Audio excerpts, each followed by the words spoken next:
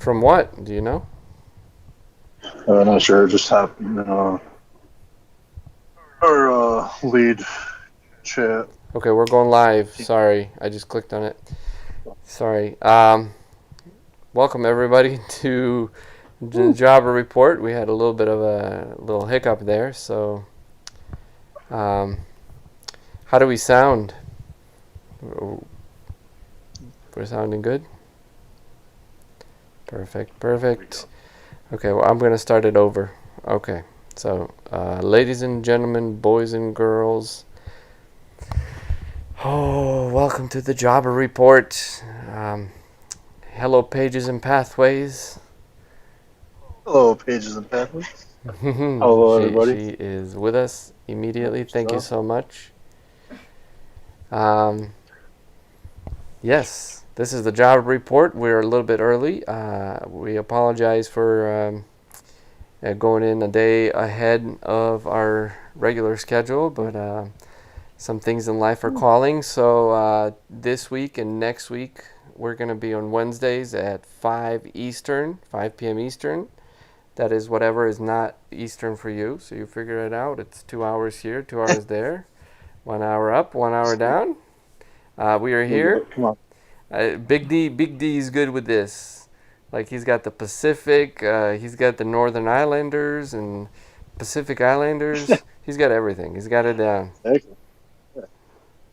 Big D is an international man. My New Zealand tribemen. Yo, well. Coming in Thursday. They're actually pretty close to. They're on. At least they're on Thursday over there. But Oh, not bad. Only 20. We're only 25 hours early. Yeah, well. It's no biggie. Yeah, that's breathe. They can watch. They can watch it anytime they want. So, do you want to start us with? Some there's just a little news that happened throughout the week.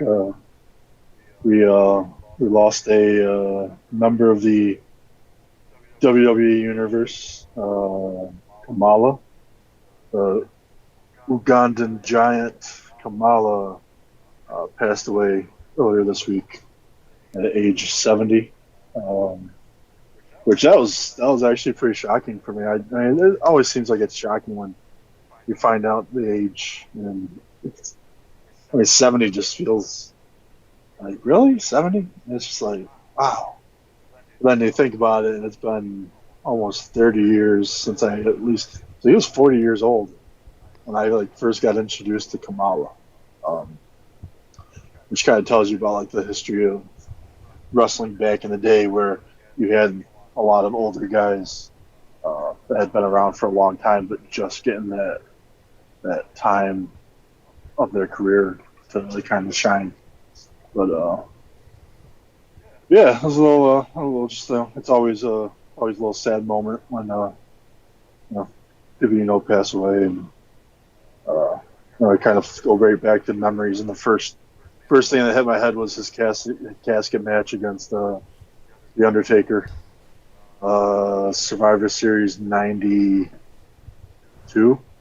I believe it was.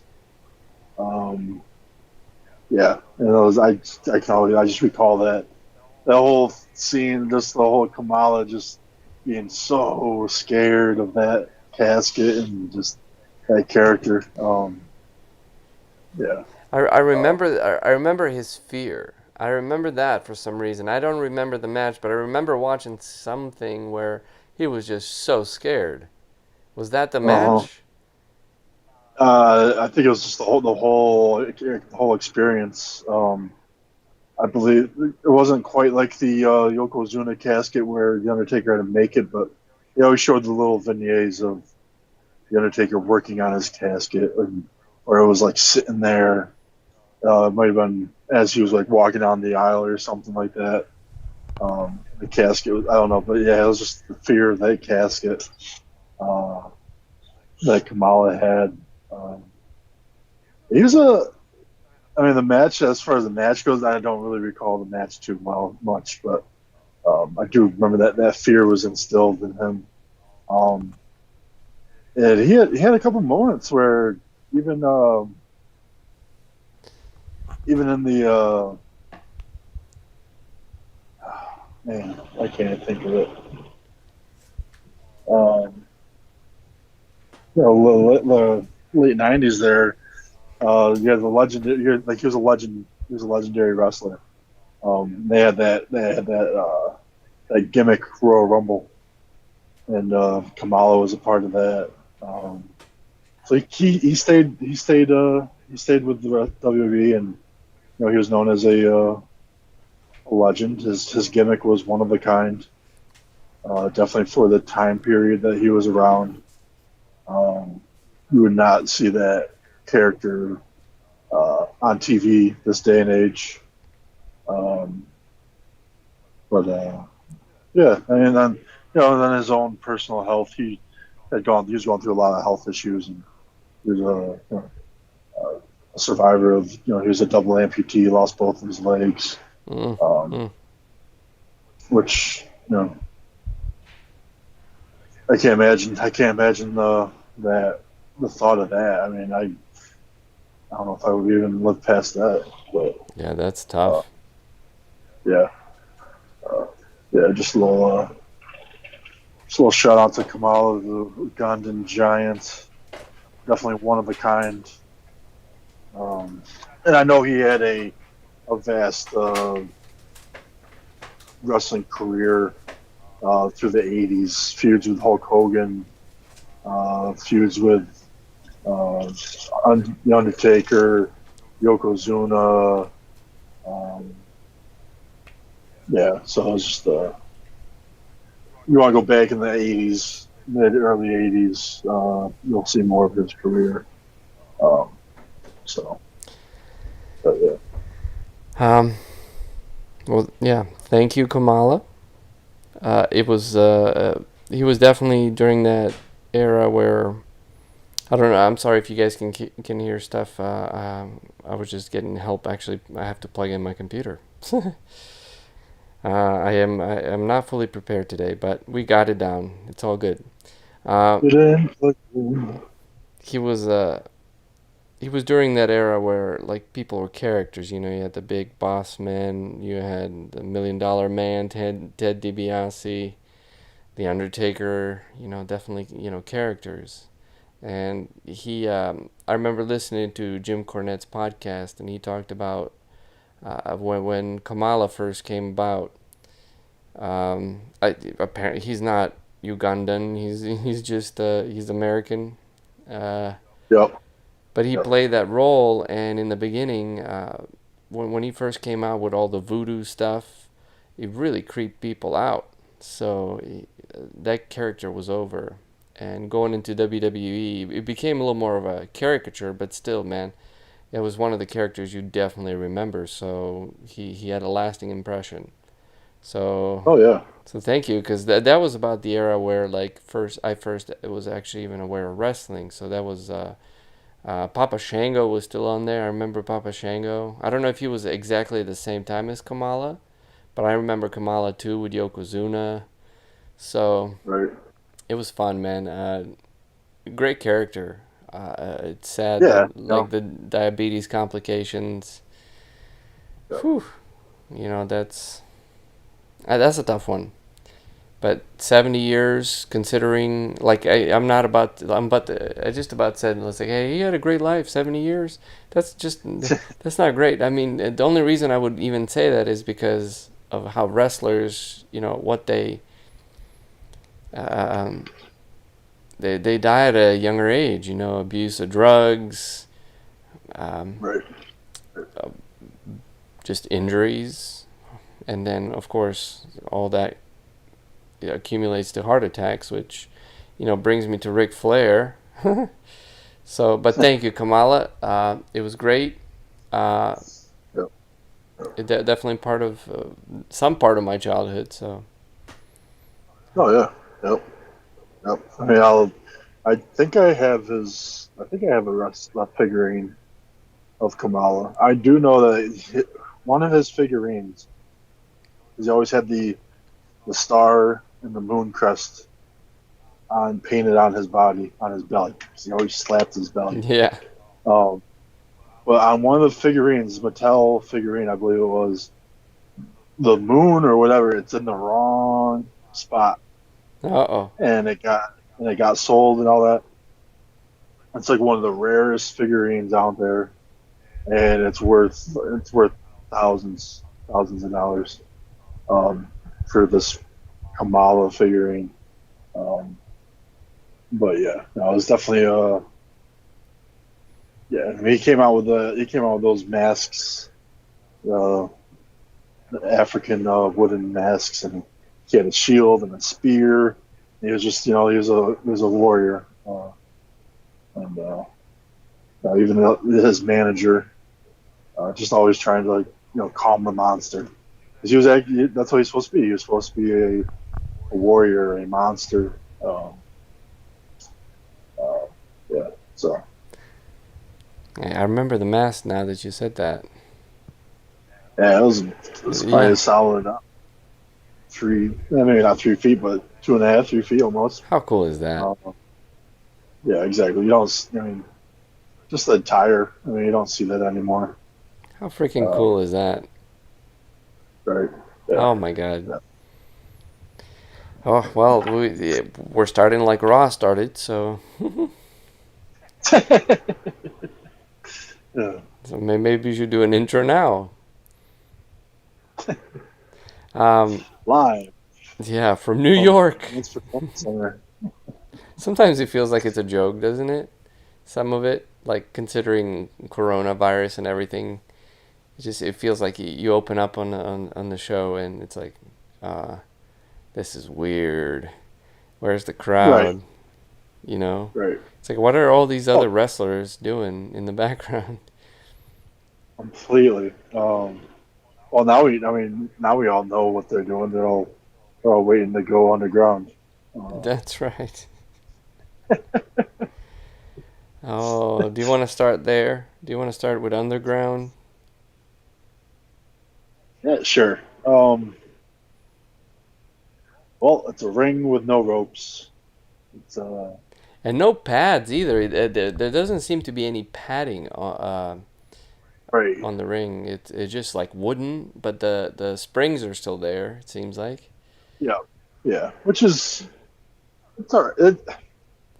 To be honest, it kind of grew on me a little bit this week, more so than when it showed up randomly. I think that they're getting rid of. I didn't. Believe the first week they had dancers. I don't know if they had dancers the second week. There's no reason to have dancers. That was just one thing that stood out for me last week, and I was like, oh, I really hope that if this is going to be a thing, I really hope that's not going to be part of it. Yeah. Um, Well, that's like Nitro Girls, right?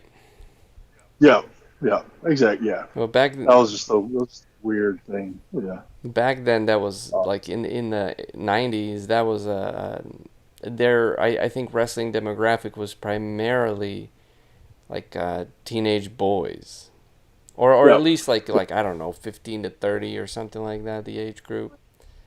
You had that on like TV shows like In Living Color. You had the In Living Color dance crew, or that was just a sketch comedy show. You had dancers. Yeah, I didn't. You I know, didn't grow up in this country, so I know of in the Living Color, right. but I don't. I never watched it. Or I watched some Or skits, but not the whole show. just something about having needing to have cheerleaders, I guess. Uh, Yeah, for because it's to kind of make it. I don't know if they're trying to make it more sportsy or.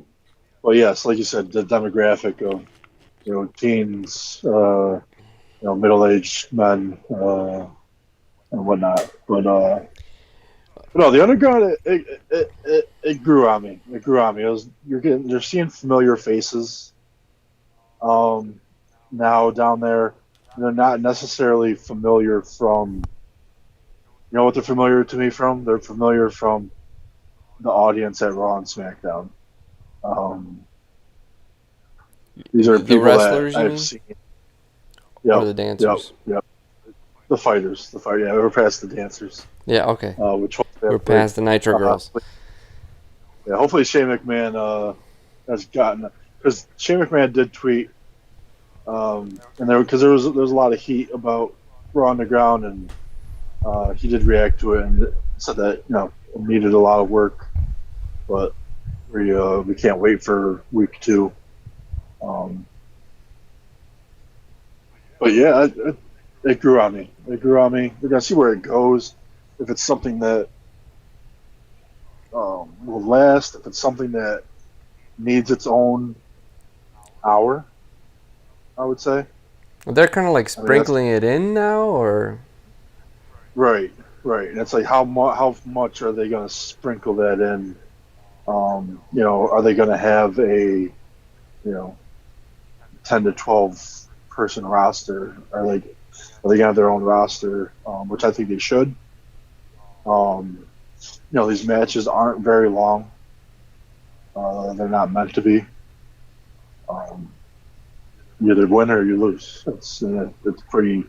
It doesn't seem like there's really much of a. I mean, unless you get to the good fighters against each other, but I think they're just kind of trying to get it familiarized, build these characters up, kind of get to know their name a little bit, and then sprinkle in, people like Shayna Baszler, and I think you might, you might find some regular, guys on Raw and SmackDown that go down and go on the underground and fight. yeah, they can't lose though. That's the thing. Right. Like if they go to Raw Underground, not a single superstar can lose. So that's like a no-go from the start. Does that make sense? Right. Yeah. No. Yeah. It does. It does. But it'd be a good way to maybe bring up some new guys. Show how tough they are. Right. I can't think of the guy's name, but the really big guy, really tall guy, Daba. Bubba something. No, Baba. Daba. Yeah. Something like that. Yeah. Yeah. He's like he's Um, supposed to be 7 feet tall. that is a big guy. Yeah. He's a big guy, and I was actually watching. I was watching Netflix last night, and I came across there's a movie, there's a WWE movie, and it's just a kids movie, and well, whatever, I'll throw it on because I saw some familiar faces like Otis is in it, Keith Lee's in it, The Miz. Well, this guy is also in it, and I was just like, okay, well, that's who this guy is. Hello, one who knows. How you doing?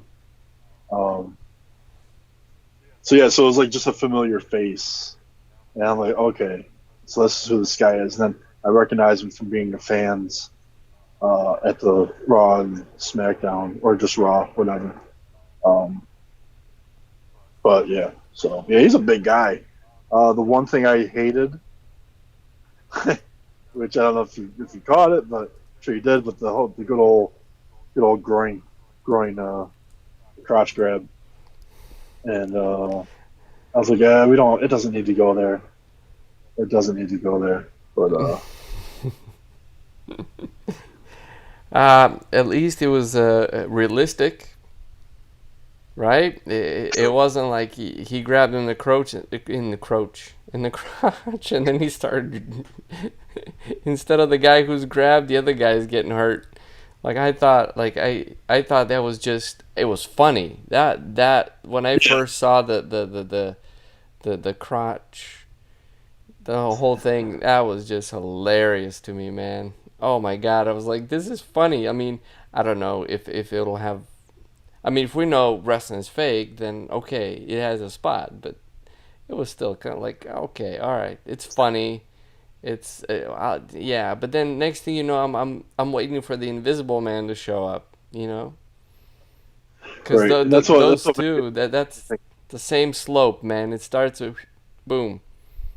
exactly. I'm just like, oh, like he just, oh man, but yeah, I mean, this guy's definitely getting um, a run right now, and where's it going to go for him? So, well, it's just going to be interesting to see where they take this underground. Um, Yeah, they're definitely building them up. Hey, one who knows, yeah, it was me who replied under the Jawber report. Just heads up, I'm the one doing the chat. We're both thanks for we're joining. both in. Hoo Hey Ho ho. hey. Bad writings got to go. Hey. Ho ho. I just like this was one thing I wanted to talk about, which is writing. I guess we don't have to jump into it just yet. We can cover a couple of things. But yeah, it's like, does WWE actually have writers, or do they have like creators, like creatives? Yeah, I don't know. Who knows? One who knows. I don't know. Do you know what who knows? One who knows. We need some answers, man. We are in we're in limbo trying to figure out some of these creative ideas. Though there are some really good things on Raw this week, man. There, I was just gonna say that. Like this week was a decent week. I mean, SmackDown there was a couple of things, but yeah, Raw stood out more than SmackDown did this week. Um, some good matches. yeah, I'll let you. I don't know about the poisoning storyline. Uh, uh, like I don't know what, like that to me is still kind of like, okay, so somebody poisoned well, what's his name from the Street Profits? Montez Ford. Montez Ford, yeah. And it's like, oh, come on. Okay, but whatever. It's at least some storyline, you know. It's like, who ran over Stone Cold Steve Austin? You know, it was. We're gonna ruin that for you right now. It wasn't me. Yeah, it wasn't me. It It wasn't me. wasn't me. Saw you running over Stone Cold. It wasn't me. You slapped your mama on camera. It wasn't me. Oh man. Uh, yes. So I would. I don't know much about wrestling. Oh, one who knows. You know everything. You're the one who knows. Um, how was it? So okay. So I'll start with uh, what's Bianca Belair and Vega match. In the Vega. Yep. Yep. You know, like if you've been watching this podcast, you know that I'm always talking Bianca's hair. You're like, you pull on that. Like if I'm wrestling, you pull on that. Whomp, right? Yep. Guess what Vega was doing? She was using that hair, Yep. which I saw that it was perfect, and dude, girls are wrestling better than the guys. They're more believable Yes. to me. They're more believable, and it's that's not to say there were actually there was one really good match that I liked, men's match. Hmm. But what stole the show for me was, yeah, Bianca Belair match and Bailey and Asuka, which is actually a pay-per-view match anyway. Yeah. And they put on Yeah. a freaking clinic, man. It was beautiful. It was a great match. But that's just it. Like I like storylines, and I like good matches, but I like storylines. So I didn't get a ton of storylines, but I'm getting good matches. So I'm like, okay, I'm somewhat satisfied. I'm much more satisfied than probably I don't know, 2 months worth of Raw, maybe more. Yeah. Yeah. I mean, it's been a long stretch. Well, it's and you said like it's not wrestling I wonder what matches the and the ratings story. were. Sorry. It went up a little bit. I believe it was 1.7. So it didn't go up too much, but um, I'm not sure how much it ended up going up from. But it did go up a little bit. I'll find out. But it's we're getting closer to SummerSlam. SummerSlam's a week from Sunday. Um, so we're getting there, and they're getting these stories, um, getting them strong. So we get to SummerSlam and we're at a peak. We're at a climax in these feuds. I did like that we started off the show on Raw with Seth Rollins, and I don't know if that's going to be his name, Dominic Mysterio. I don't know, but I'm assuming it is going to be for now, unless maybe he will develop into a character. But they were having the contract signing, and not only a contract signing for a match, but a contract signing for him becoming an official member of the WWE roster. So he's officially in? Is that what you're saying? Yes. All right. Yes. Congratulations. I think he got the welcoming. He got hazed pretty. I don't know if it was fair. He got hazed pretty hard. Well, he was hazing last 2 weeks. He wasn't on the roster, and he was hazing Seth Rollins pretty good, and Murphy there, dude. Exactly. He beat the crap out of him for 2 weeks. No, he's getting it. I mean, he swings a kendo stick, and like that's the thing too, is that's gonna be allowed in the match. Oh, they're laying him in, man. They're laying him in. There's no holding back on those kendo sticks. Right, and I think it's no, and they do hurt. Those marks that they left on him. Oh man, like those kendo sticks. You don't mess around with kendo sticks. I mean, it's always been it hurts a lot more than you probably think it does. That was Ric Flair's thing, with the chop.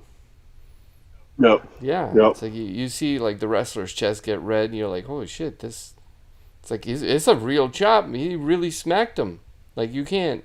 Exactly. Yeah, you gotta lay that. You let it. Yeah, you gotta lay that shit in, man. It's. He was just getting it from both ends or both sides, front side, back side. Oh man, he was just getting. Oh, you got a smile on your face for that. It's like. Yeah. Yeah. So and like what and like it's kind of like Big D so hardcore he falls asleep. He puts the violent matches on. He puts like the ECW, and then he dreams so fondly. Yeah, it's just like counting sheep. I count, kendo sticks, chair shots, headshots. But the key word you just said was smile. Like I don't think I smiled once talking about this feud. I think this was a perfect way to get Dominic in the match. And that's just that ruthless aggression, that violence. That this is his upper hand. He's allowed to use weapons, just like Rollins told him. You come in a ring 1-on-1, you're not going to last 5 minutes. That is pure facts. I called that. I said the same thing from the get-go when I realized that this feud was going to happen now.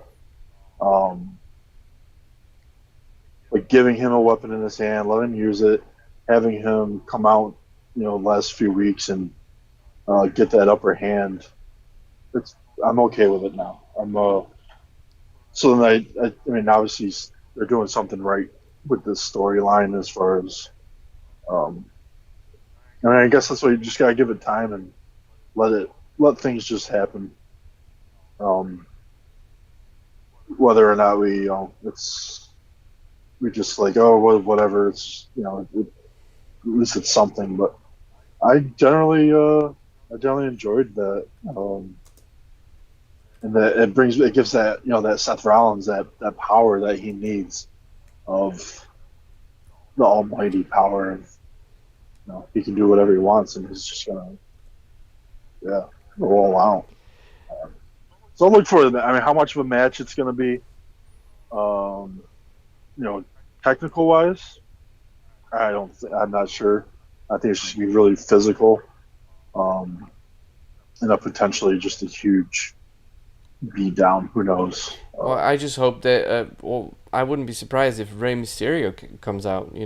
Like with both eyes closed, and like he's got he's got that like the walking stick, but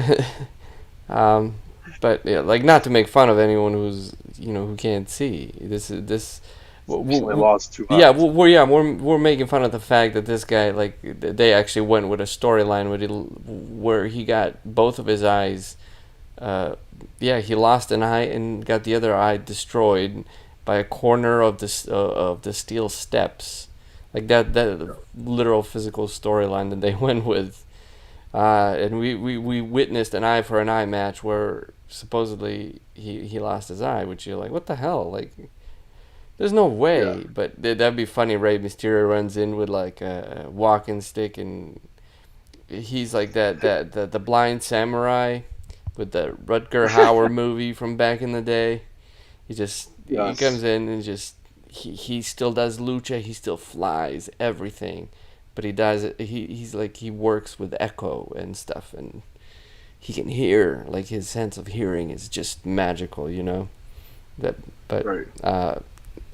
that joke, I said too much. I should have just left it at that. Here comes Rey Mysterio, and he just runs out and runs straight into the barricade, just Right. Just into the shield.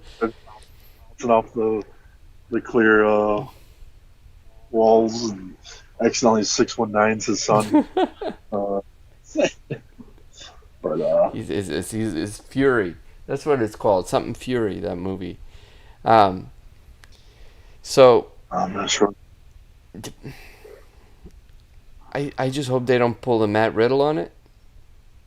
Because Matt Riddle came in with AJ Styles. He came in hot, and then, although with Sheamus last week on SmackDown, Matt Riddle was awesome. That was a good match. Yes. Yes. So things are happening, man. Like a couple of good matches, 2 shows in a row for me. Uh, they're pulling me in again, so I'm excited. Yeah. I mean, it's just like okay. So now we're gonna get Dominic against Seth Rollins. What's it gonna go Is from? there a stipulation in that match, by the way? Just I think the only thing is that Dominic can use the kendo stick. I believe the kendo sticks is involved. So Um, they both get he's kendo allowed. sticks. I would assume so. Yeah, I would assume that so, would make 'cause sense otherwise. it was pretty much the fact that one on one in a regular match you're not going to last 5 minutes. So you think you're pretty good with this stick. I'll let you use it during the match. So the one thing I don't remember seeing exactly was the actual signing of the contract. So I don't. I think he did sign them though. It was just a little image in my head of him not ever really signing. So is he really a WWE superstar or not? But I think they signed. No. Samoa Joe's getting involved. I don't know if he's going to be in the ring in the future coming up. But yeah, that Murphy started the whole thing of uh, just spearing Dominic right into the wall. But Sorry guys, we had just a slight little hiccup there, so we kind of lost you for a second, but we're back online, so I apologize for that. Um, yeah, we're back. We're back. Uh, I'm looking forward to it. I feel like all those kendo sticks, the usage of all those kendo sticks, kind of like they blew the wad already on like I would have loved to have seen Dominic like at the pay-per-view come out and just cost Seth Rollins the match and right, beat him up. Like that would have been. But they do need ratings, so I understand. Um, I'm a little more excited about it now after Seth Rollins beat the crap out of him, but they right, made it real. right, They made it realistic. Like and wrestling doesn't need to be real, but it needs to be believable, and they definitely made it more believable. So right. I'm a fan of that. And we had the Street Profits, that Bianca Belair match. Uh, yeah. so this kind of I want to get into a little bit about I guess what I'm seeing with wrestlers. There's this so chin stroking, okay? It's like literally like what they're doing this. Yeah, and this, they're sorry guys, I'm wailing on my mic, but Yeah. they're doing this. I gotta wait for the delay a little bit. Okay, there we go. There. Okay.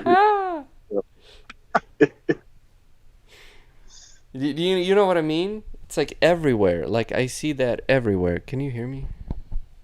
Yeah. Yes. I see that everywhere, man. So it just I don't know if they're asking them to do the same thing or they're seeing everybody else do it. Like I'm a little stumped, but anyone who doesn't do that seems to be like a little more of themselves.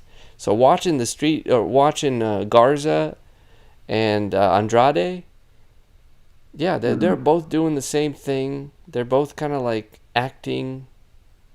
I mean, they're a little cocky. I believe their cockiness, but outside of that, it's just missing that for me. It's missing that for me. Meanwhile, Street Profits on the other hand, Montez, Sweat, right? Montez Sweat, Ford. Ford. Who's Montez Sweat? That's a football player, right? I don't know. That's I'm not sure who Montez Sweat is. Montez Pass Out is who it is. Montez Sweat. Yeah, I think it's a football player. Anyway, Montez Ford. God, I want to see more of him. Like that dude's just he's totally himself and just jacked up. It's like watching Wrestling Days. Shout out to Wrestling Days. It's like watching him get excited about the Fiend, like he's getting excited live on TV. Meanwhile, we're texting and getting excited. I'm like, we should be recording this. But yeah, so like that's what I've been paying attention to.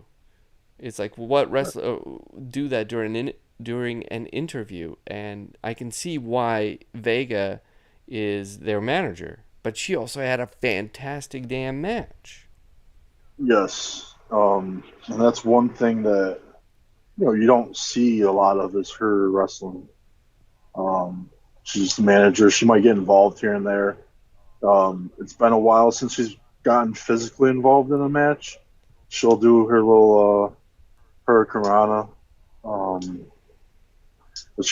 she's a good worker. That was a great match, man. I enjoy the shit out of that match. You kidding?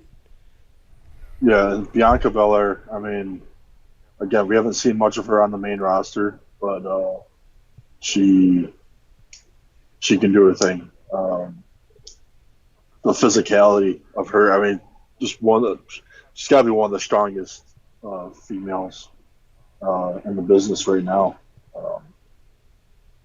Her and her and Montez are real life husband and wife. So that work ethic between the two must be.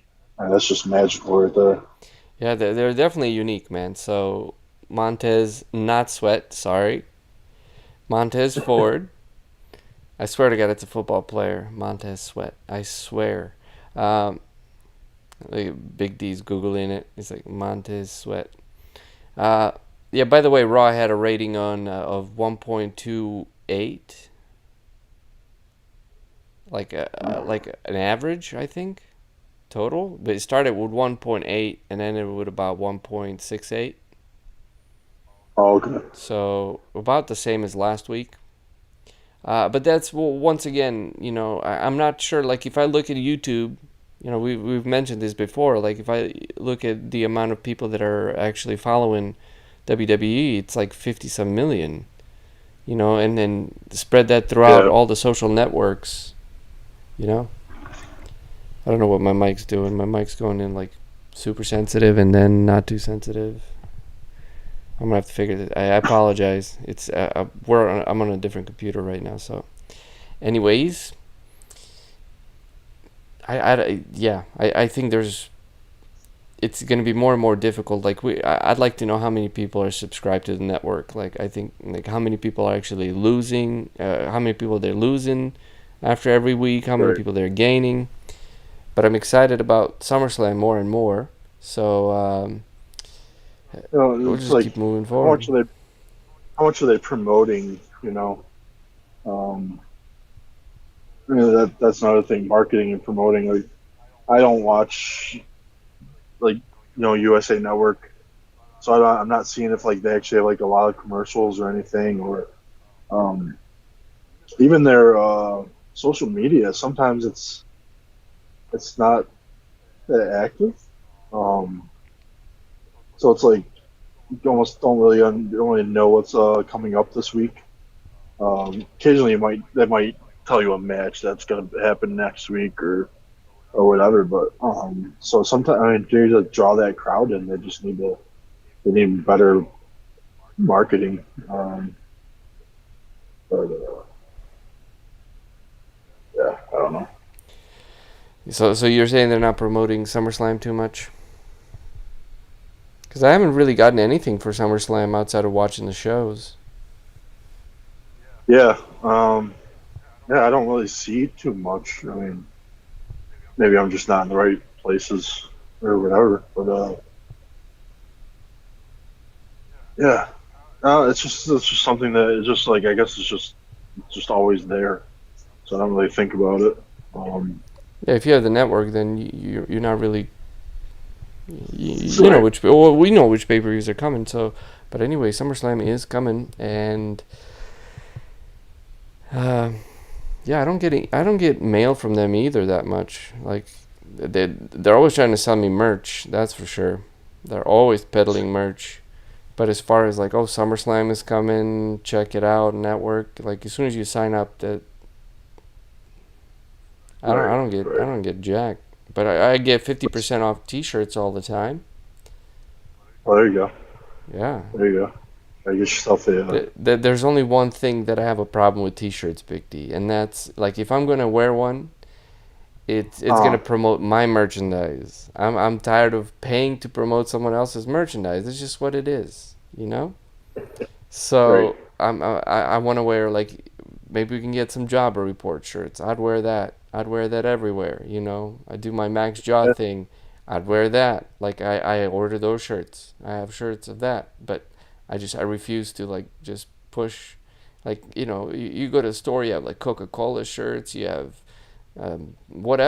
whatever promoting everything, and I'm like, I guess if you want to fit in with people, like, look, I have a Nintendo shirt on, so do you. Woo, that's cool. Or right. if they like something, that's cool. Like it's not. I guess I'm not. I don't want to judge, but for me, I want to wear my own merch. Otherwise, you're getting a white T-shirt. I ain't saying shit. Yeah. I refuse to be a billboard, Big D. But Yeah. So it's just it's just a personal what's preference, out man. If you like it, you what's like it. out there. What's out there getting people excited to tune in. Um, You mean like anything or wrestling wise? no wrestling like Raw, SmackDown. Well, Lucha Underground, I kind of dig their presentation. Like, it's a different. It's the style of wrestling that we see in the. Um, I don't know why my volume keeps going up on this, but it's the style of wrestling that we see in. Oh, there you are. Okay, sorry guys. My computer's giving me. It's being a little temperamental. Um, it's a style of wrestling we see in the WWE, okay, which is kicks in the head, flips, flying, all that stuff, right? But in the context of Lucha Underground, it's the whole presentation is pretty good. So that's one exciting thing, right?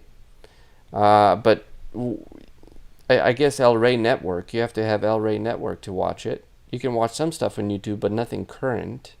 You can watch Okay. NWA on YouTube. You mentioned Nope. that, but they don't have a current season, do they?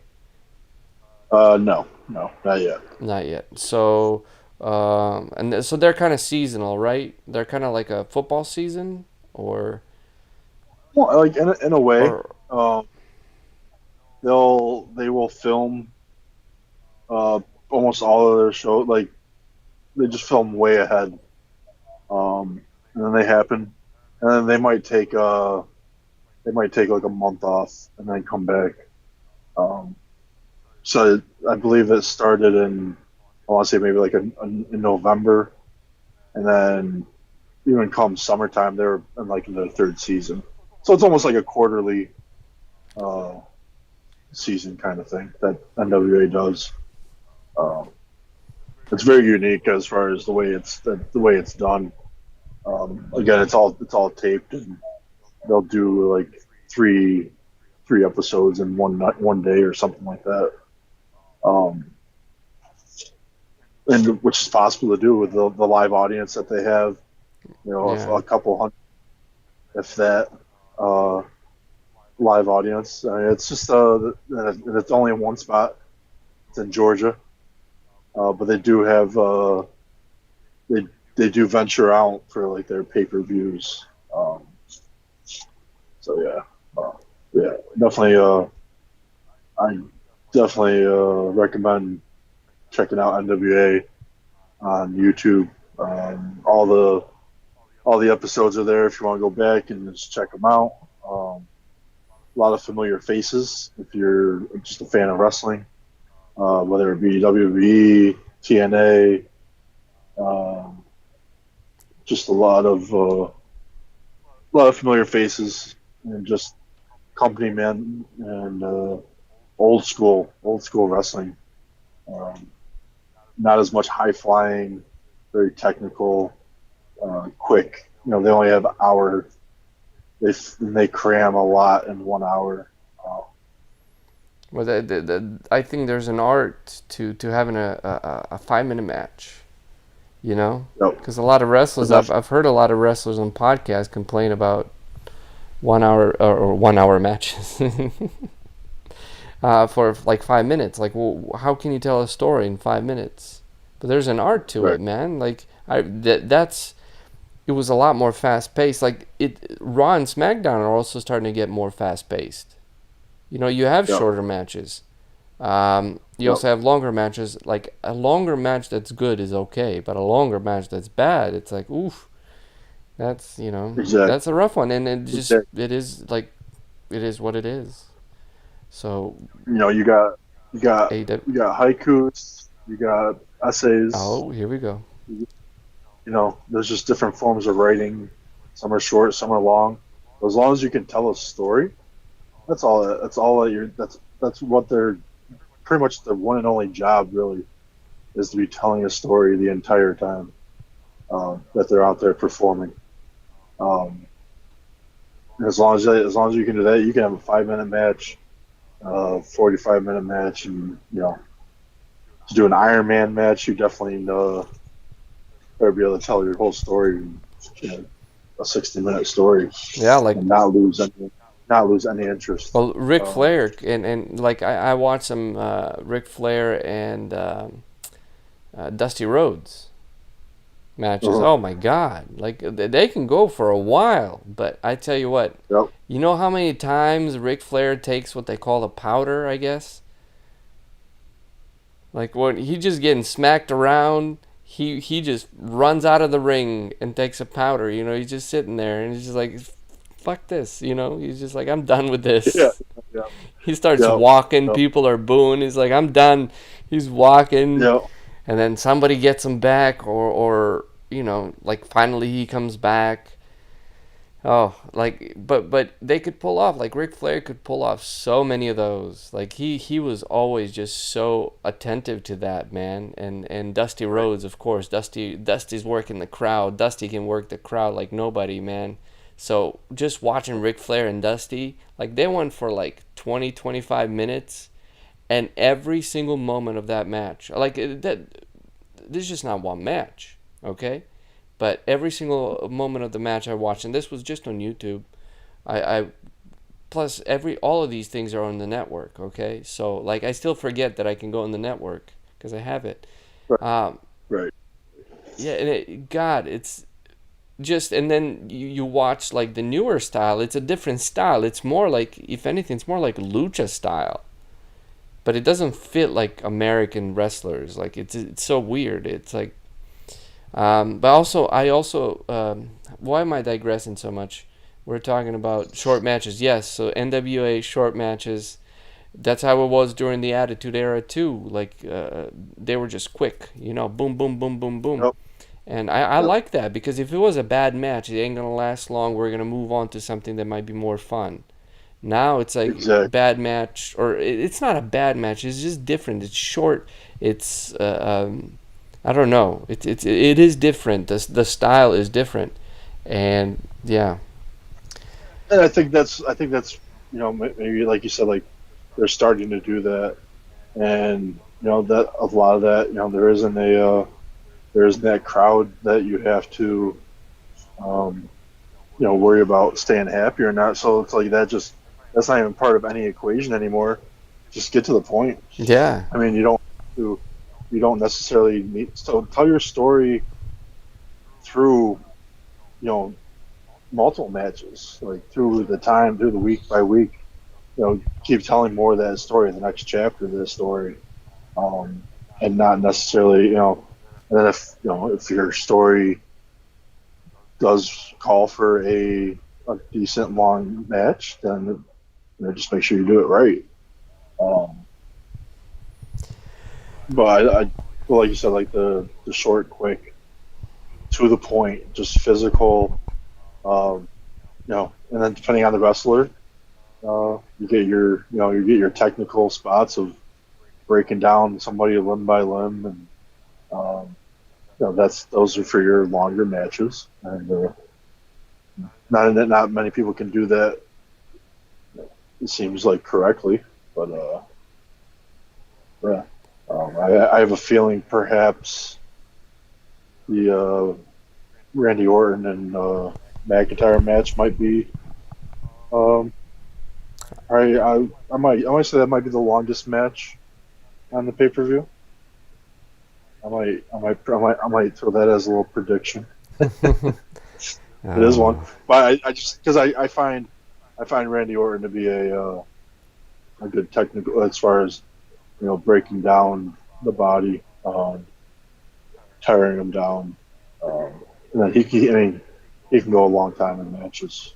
Um, he can go a long time. we did find that out with Edge too. Yeah, but Well, yeah, they're good wrestlers, man.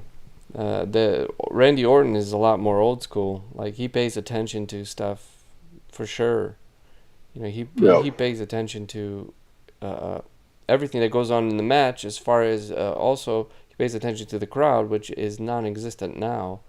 So how do you tell a story? It's like, well, if you hadn't really learned with the crowd, it's gonna be more difficult. But it's still like, listen, this is a fight between two people. It really is a hmm fight. So anything that you do that would seem so unrealistic in a fight probably doesn't look good, you know? right, And so right. that's why I was so appreciative of the Vega match, with I keep calling her Vega like from Street Fighter. Uh, but she was yanking Bianca's hair, she used that. Not all the time, mind you, but she used that. And I was like, "Thank you. Thank you for holding it, at least pulling on it or holding it or using it for something." You Now, know what I mean? I don't know if you saw the Twitter post, the retweet No. um, of the I'm Zelina Vega and I'm on it right now. Bianca Belair feud, Oh, they but continued. That's right. I did. They fought made it online. real. Yeah, it was on Zelina Vega's actual Twitch, and she was live on Twitch with a friend of hers, and they had Bianca Belair just came out and like came in her house, and like they made that real where you got that like that little real factor, be it 20, 25, 30 seconds, but it like really amped up that, and next thing now you see him, now you see him, Zelina Vega and Bianca Belair fighting in the ring. That's what we need more of is just people just fight, just go fight in the ring. Stop pedaling around and uh, you know just fight. Um, Yeah. Mm. so yeah, I mean something's clicked a little bit, it seems, as far as um, these feuds coming into fruition, um, and just the stories um, clicking. Um, so yeah, Definitely better. So I actually I was like, ooh, because a lot of times I would just like, okay, I just got to catch up with it. Fast forward, fast right, forward, fast forward. But right, I caught myself watching. I caught myself watching some of these matches, and I was like, hey, this is entertaining. So say what you want to say about Bruce Pritchard helping instead of Paul Heyman. But some things are working. There's some of these storylines are starting to be believable. Um, yeah. So maybe it takes that time to to build them. you know like get to that point where so and so is writing and now they're not there anymore, and that layover.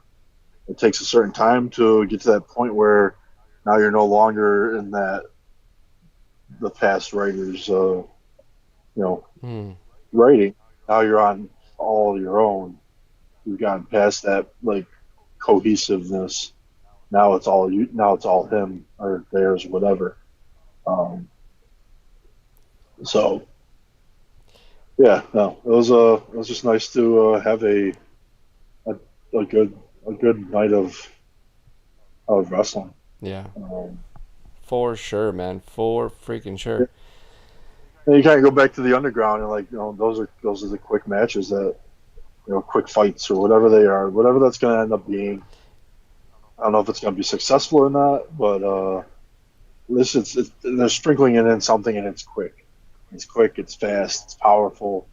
Um, it's raw. Uh, it's dirty. It's grungy. Yeah, yeah. It's So supposed to be a shoot, but you can. I don't think it's a shoot. Does that make I sense? think it is. I mean, it's got to be. It can't be.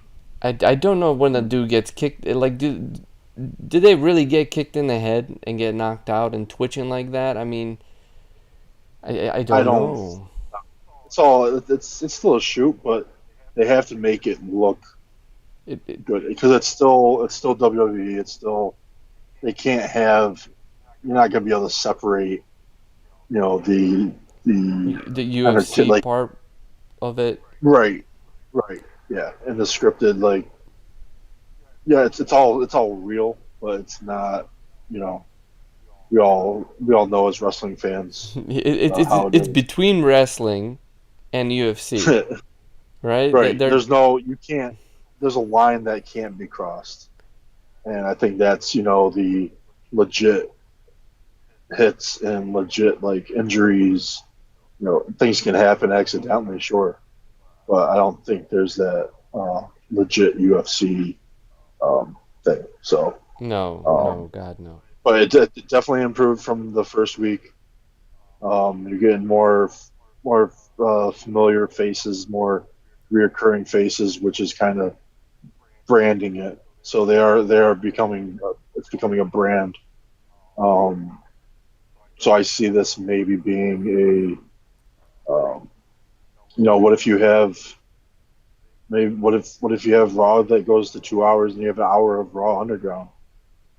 You know, that might be something that we always talk about Monday Night Raw needing to go down to 2 hours.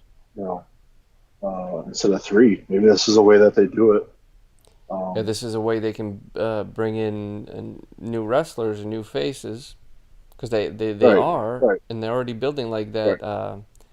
What's his Boba? Yeah, I got this guy's name. Yeah, it's a weird one. Yeah, but I mean, Uh, he has stood out. He's definitely stood out. right. So Oh yeah, yeah. They've completely taken advantage of that. I'm still not like sold on it personally. Right.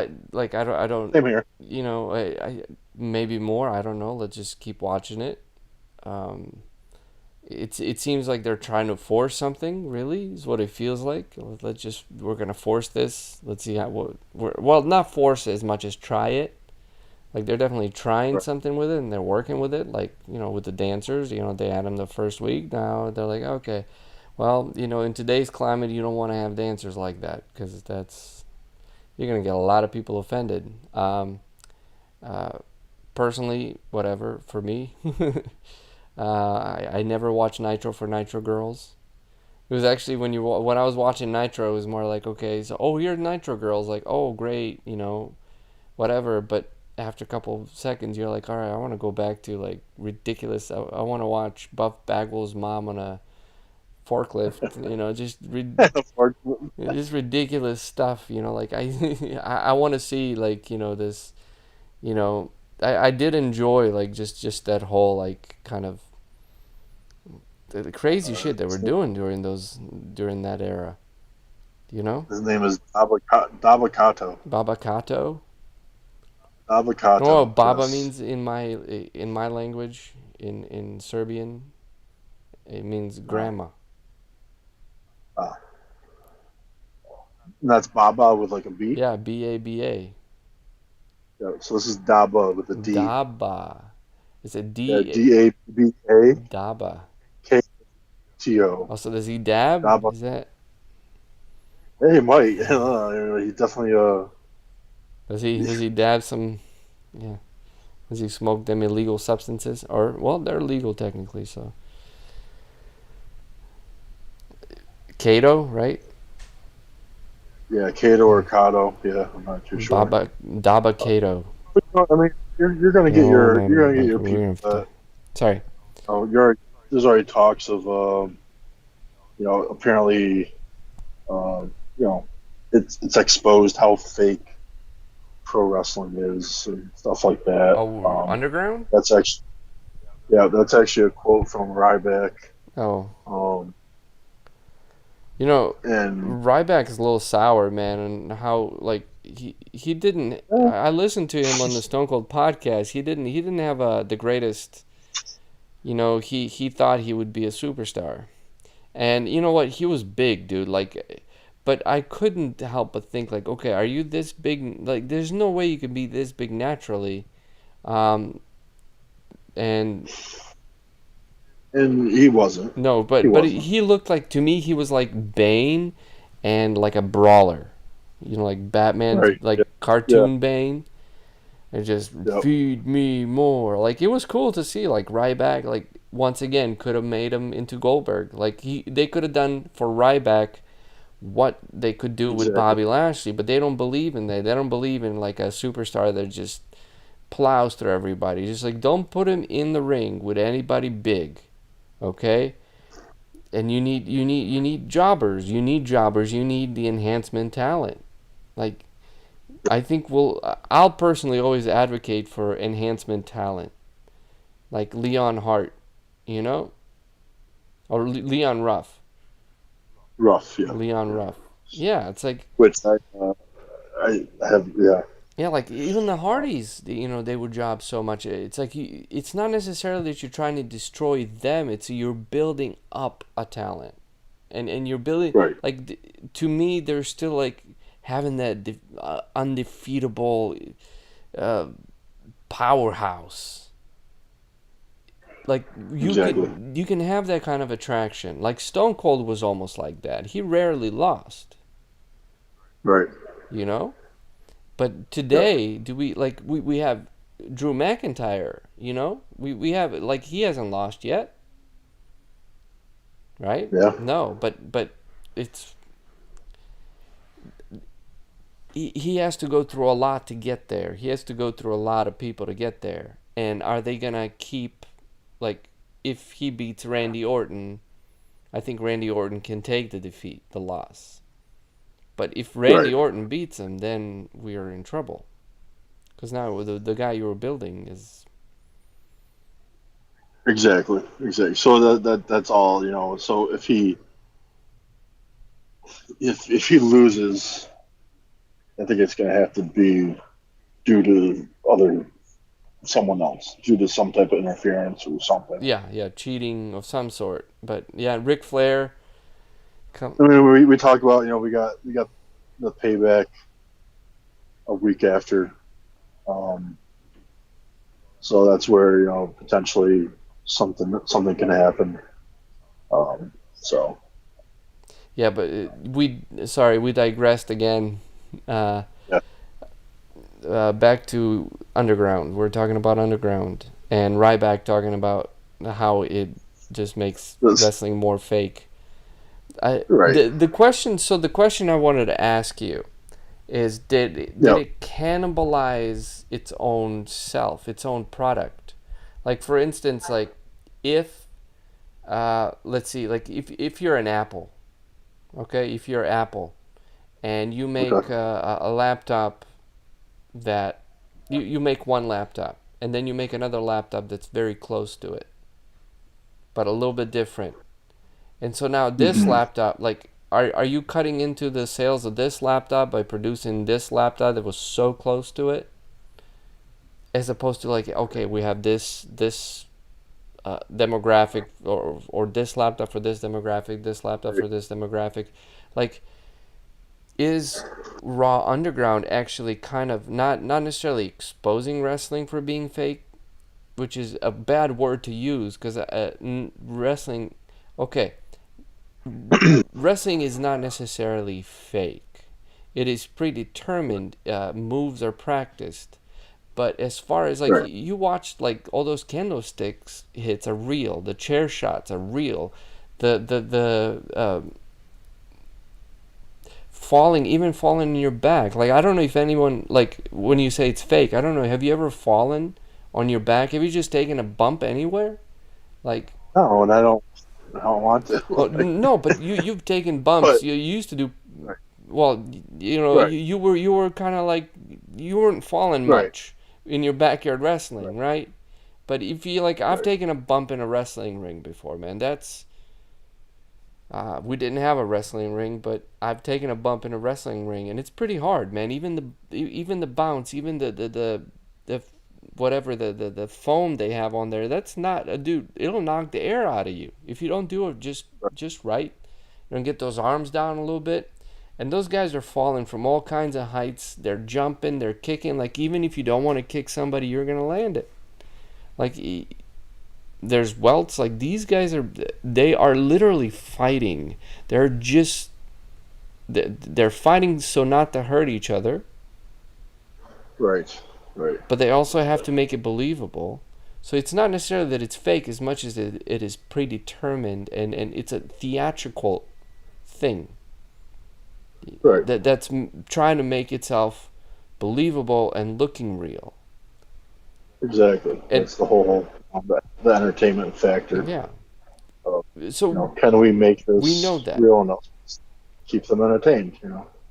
Um, so, But Raw um, Underground kind of gets into this like weird area where it's almost like it's competing for the same product, but it's like, no, we're more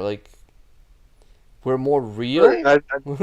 I think it really, I think it's going to really depend on who is a part of it. That's the thing. I don't want to see the, I don't want to see Bobby Lashley and MVP and I don't want to see them down there. Yeah, they I can't. don't mind seeing Yeah, I don't mind seeing Shayna Baszler because this is where she came from. Um, I that's her wouldn't mind shtick, seeing really. That's her story. That's her character. She came from exactly, that, so exactly. she can do that. Um, I wouldn't mind seeing a Matt Riddle go down there. Um, perhaps you see maybe we'll get a Matt Riddle versus Dabakato under Raw Underground match I or would something like to like see that. Dabakato versus Big Show. That would be interesting to watch. I mean, I just think it's going to really depend on who you have But involved. you have to be careful. Like, we said in the beginning, you have to be careful because if you get a wrestler in there and they actually lose, then Right. that might actually take away from their character. I mean, unless it creates a story, A feud. a feud, yeah. Unless because you could have, you know, this avocado guy and he's just dominating and he calls out Matt Riddle and say Matt Riddle just shows up and just like, oh, bro, and he gets destroyed, like, or whatever, he gets beat by avocado, like. but then it creates that another, like there's gonna be another fight or something. So you can have cross matches and stuff. But yeah, sorry, I'm like, don't put Matt Riddle in there right now. Like, Well, give him some right, wins. right, Give him some wins. Like, Matt Riddle has potential. He's got his own character. Once again, exactly. he doesn't, like, he's a little nervous, you can tell, but he's getting better. So, I'd rather I'd rather have Shayna Baszler in Raw Underground than on on Raw, Raw yeah. fighting Nia Jax. Absolutely. Like, it You was know, fun. Actually, that part of Raw Underground was kind of fun. Watching just Shayna yeah, Baszler beat everyone up. But that's like, I feel like this is literally, like, the Raw Underground is kind of like, you know what? We need enhancement talent.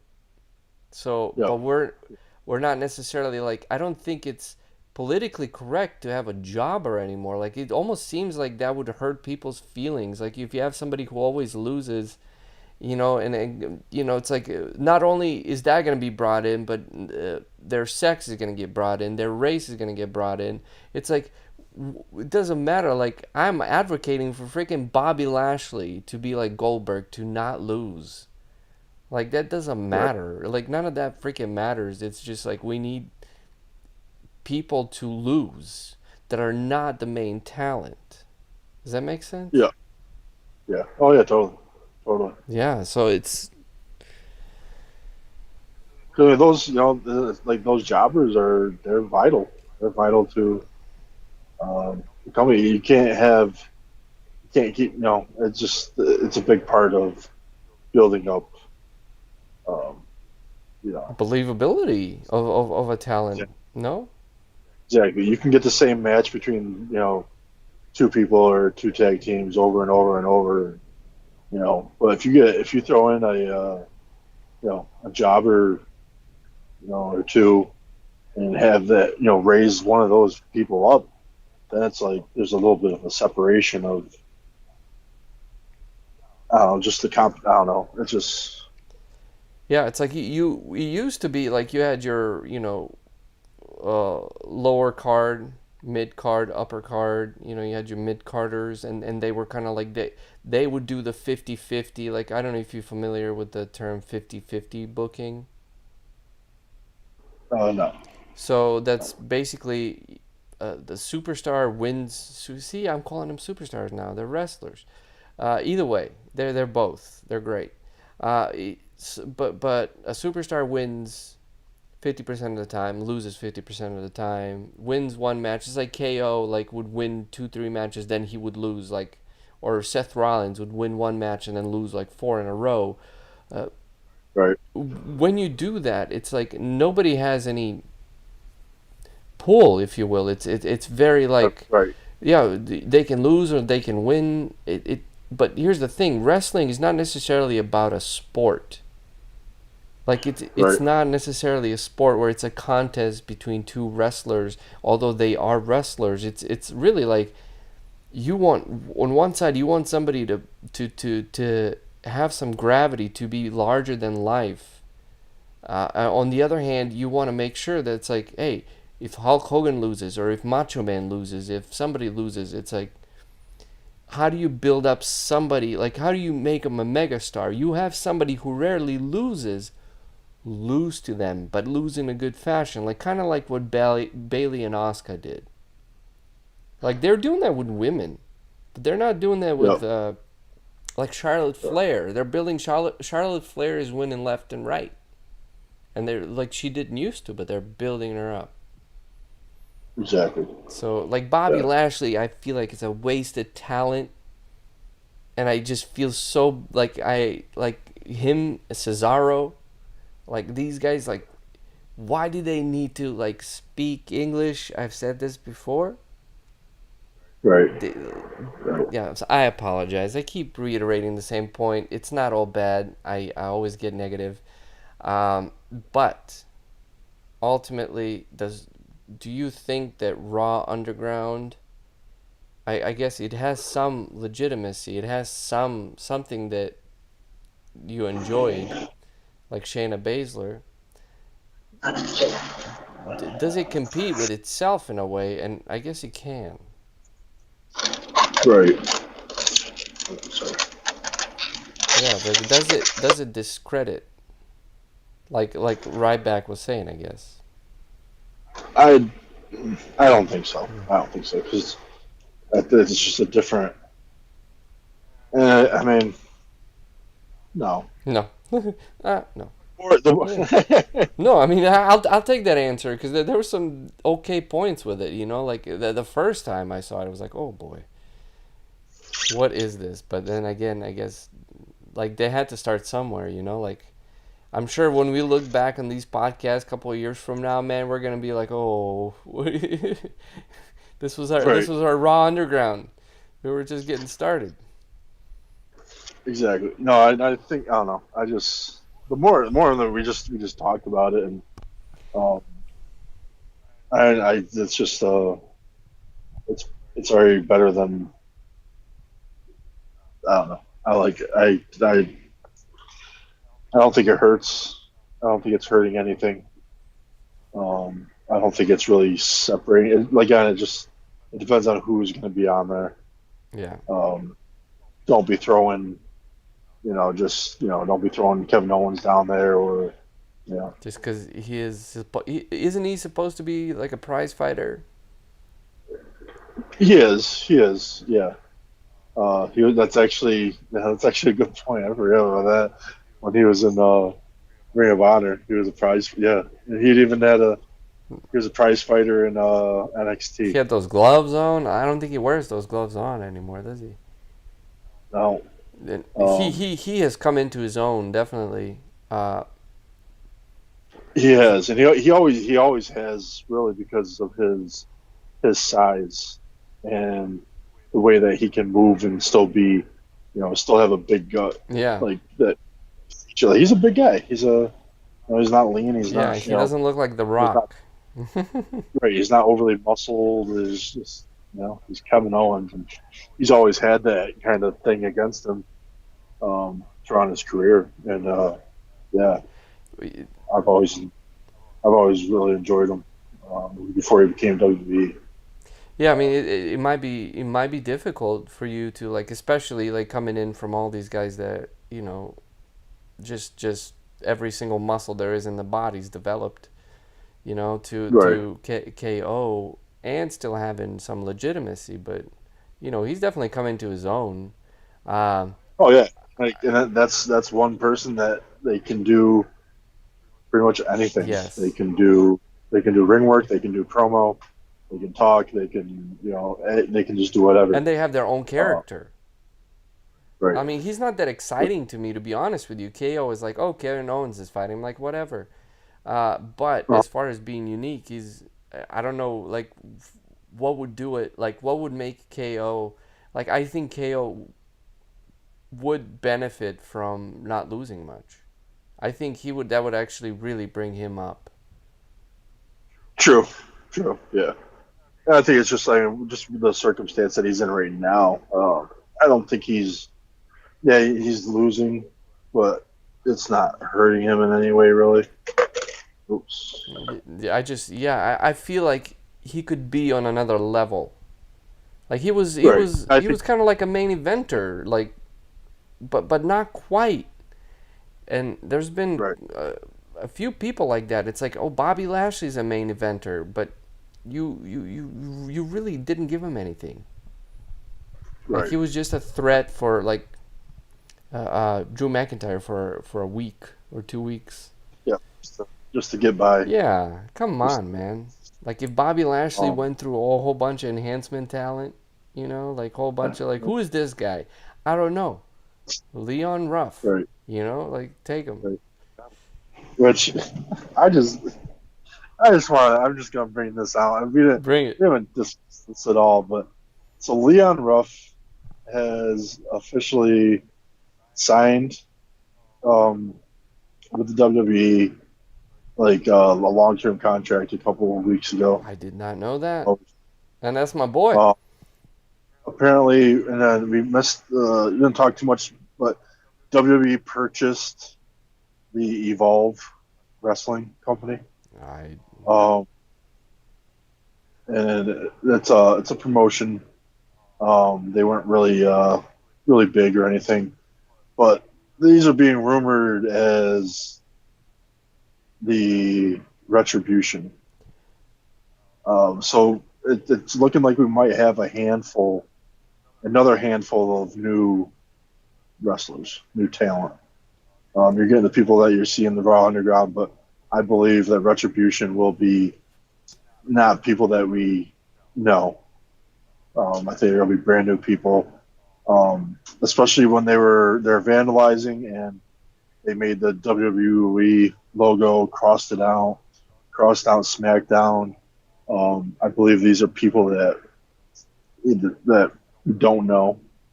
And then there was possible rumors that uh, Leon Ruff may be one of the members, and I was like, oh, I really hope he is because I think he's kind of like put in that little hard work these last few months of being a jobber, and the fact that you like him so much, I think it would be really cool to see him in a brighter light, kind of thing. But yeah, But he's an underdog, man. oh, He hasn't yeah, won a single match I've ever seen. yeah, that's I know. And he gets And he's been on squashed, dude. He gets SmackDown. leveled, bro. He gets Yes. boom. God. Um, yeah, so there might be some new wrestlers that are joining the company, and I think that's where you're getting Retribution. There's many rumors of that's going to be NXT call ups or whatever, but I'm starting to believe as well that it's going to be um, some new wrestlers. Apparently, like the guy with the chainsaw, there was a wrestler in Evolve, uh, chainsaw Charlie. No, not Charlie. Chainsaw something, but it was a guy. That was his stick. He had a chainsaw, and so that may be him. Um, that was cutting the ropes, or it might not just be any of the wrestlers at all. It might just be just people. Um, but anyway, yeah, that was my little Leon Ruff rumor mill that he may be uh, coming into brighter light, uh, growing up from the jobber position. Oh man, but then we need others. Like I mean, exactly. We what need we need others, is a Brooklyn brawler is what we need. and that's what I always found funny with. Again, shout out to Wrestling Days, but uh, name that jobber. That's right. You want to know any? You want to have time to? There wouldn't be time to wait and see what their name was or hear what their name was because the match was going to be over. So you just named it on your own. Uh, but yeah, jobbers are important, and they're so important that we named our podcast That's right. the Jobber Report because all jobbers matter. All jobbers matter. You know, No, we could be yeah, well, i in a sense they don't, in a sense they absolutely do. So it's like they are the ultimate package of existence. They are the do and the don't at the same time. How can we not need that? That's like so necessary. I'm just trying to make a case for every single jobber out there. Anyone that's losing right now, we salute you. Thank you so much.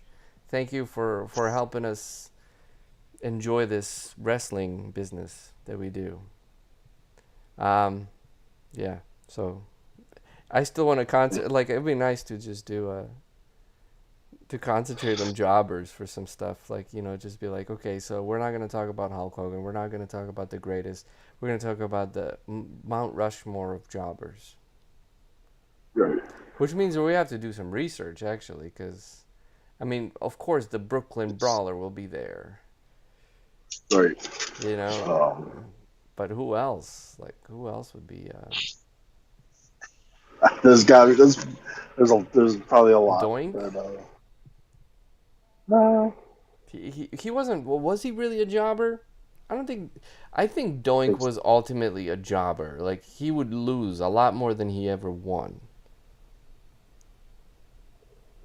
Like, Yeah, hey probably. man, I was. I mean, Here's the thing. I was a fan of Doink, Big D. I was a fan of Doink when I was like younger. It's like din din din din din din din din. And then you're like, you had the evil part. You had the evil Doink. He was a bad guy. yeah, that was His music creepy. changed. And it got all dark and yeah. That's kind of like the Fiend. the Fiend. You got the Funhouse music going, and then He does maybe have that's a that little. get Maybe up. that's a, He's got that maybe coat that's like Doink does. He kind of has that stance. He's got the gut like Doink. pants. The pants are old school, like carnival. Funhousey.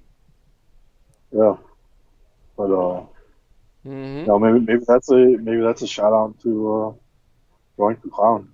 But Doink was a great character, man. It's like it freaked so no, many no, people out. feuds, um, feud with Razor Ramon, feud with Crush.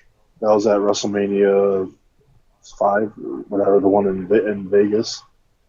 His big feud with Jerry Lawler, the Survivor Series match between Doink and all the mini Doinks against Jerry Lawler and I'm taking a the mini. photo of us. I apologize. This is a buddy of mine. Just letting him know what we're doing right now. Sorry. Oh, there we go. Man, Barry Horowitz, Wow. Jobber. Uh, There's something with my mic, man. I apologize if you guys can hear it. My mic keeps going up and down in volume, and I have to keep turning it down. I don't know. Uh, but you can just hear the fans and everything blowing right. I don't know what is going on with this machine. Hold on a second. Oh shit! It's raining like hell out here. is it? Oh yeah. It was raining pretty bad here yesterday. Yeah, like I can pick up the rain on my headphones from this little speaker. Wow. It's like I have to keep turning down my volume. I'm sorry, guys. Um, anyway, Barry Horowitz. I had a whole list of jobbers, you know. I had a whole list. There was a website that had pulled up a whole list of all of them, and there were some cats I remember. So we could talk about them. We could watch a couple of matches. Yeah, for sure. I would enjoy talking about jobbers. You know, the unsung heroes of the wrestling world. Right. Yeah, that'd be kind of fun. But Most we should. most recently, guys like Ellsworth. I'm not aware of him.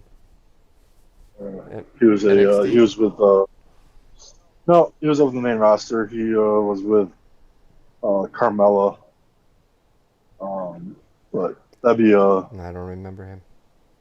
he helped her win the Money in the Bank a few years back. But he was just one that he was never going to win. Hmm. But he just always interfered and got into fights and pissed people off. And that was it. Yeah. Good for him. Yeah. Good for everybody, really. It was just like it was just those guys that you just they never, very rarely they may or may not have an actual entrance. They're just usually just standing in the ring. But Brooklyn Brawler was definitely the most visual of all of them, I believe, because that's who he was. Well, he was in the like. I think as a jobber, you probably have a longer. You could have a longer career as just losing. Right. Does that make sense? Oh yeah. Yep. Yep. I guess I mean, you're going to take some big bumps though. You're going to take some beatings. Oh, dude, it's really coming down here. I can hear it. I can hear it on my mic. Well, that's crazy. I don't hear none. Yeah, oh, that's good. That's great. Yeah. That's great. I apologize if you guys can hear it. I can hear it on my levels. I could totally hear it on my levels. Well, Rain is not that bad to listen to anyway, right? This is first and foremost an ASMR podcast, and we should lower our voices. And Big D is gonna serenade you to Jawber Haven. Big. No, Well, I don't know. speaking of the Fiend, I feel like we also leave him for our main event of the evening. Talking about him as Yes, always at the end. It's like we're gonna talk about the Fiend, but you're gonna have to wait. Um, yes, well, I wanted to talk. Well, first of all, I wanted to get your response, but before we do that, I also have to go to the bathroom. I really want to be present, and I don't want to be holding anything in, so I apologize. I will edit this out. yeah. Actually, I gotta run, step off screen for a second, real quick. Perfect. So we're still live. We're here, people. But we're gonna step off the screen for a second, and I will edit this out. So we'll be back in a couple of minutes. Yeah, it's our first ever intermission. Yes. All right, buddy. All right, buddy.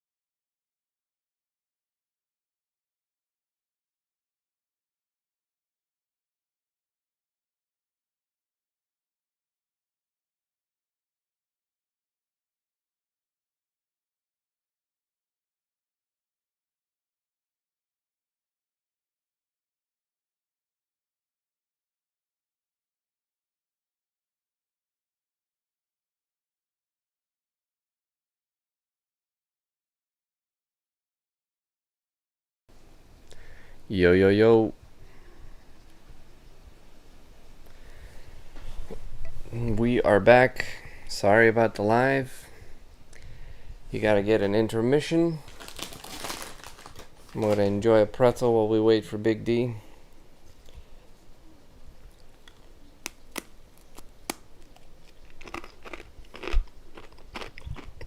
I don't know if eating pretzels is ASMR.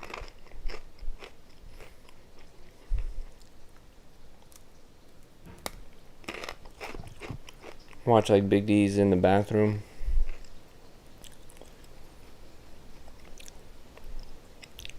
He's pooping like the Fiend. Pooping a Braun Strowman. And then he's gonna find his own way out of the toilet bowl just like he did. Out of the swamp.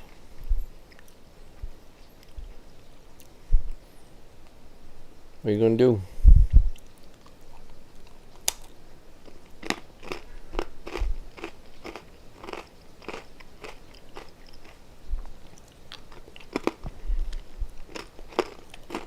Once again, this is the Jawber report. I'm eating pretzels. Big D's trying to help find Big Strowman. Brown Big Strowman. Hey, Brown Strowman.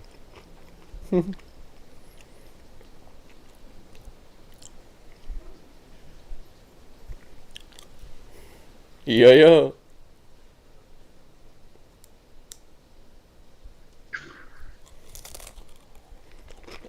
I just said I'm eating a pretzel and I'm like Pretzels? I bet Big D's. I'm gonna send you these pretzels, man. These pretzels are delicious. What kind are They're they? like unique. I guess will this all be deleted. So they're these guys, unique split. They're big pretzels, man. They're delicious.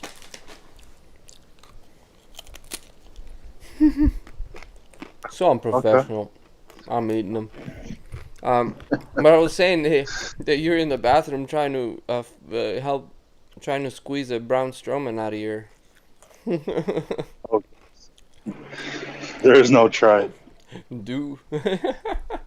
Do not. There should be like a sign right in front of the toilet. It says "Do or do not." There is no try. But I don't think I would. I never expected to say that phrase so many times in life. Really?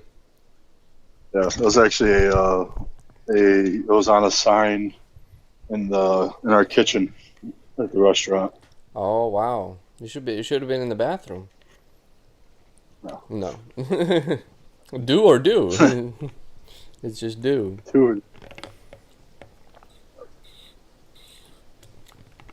All right. Well, let's get back to scheduled programming. So, Big D, tell me. Oh, there's that look. There's that look. That's the look we have on our channel. That's the look we have on our channel. Oh shit! Oh man! There's a party at Big D's house.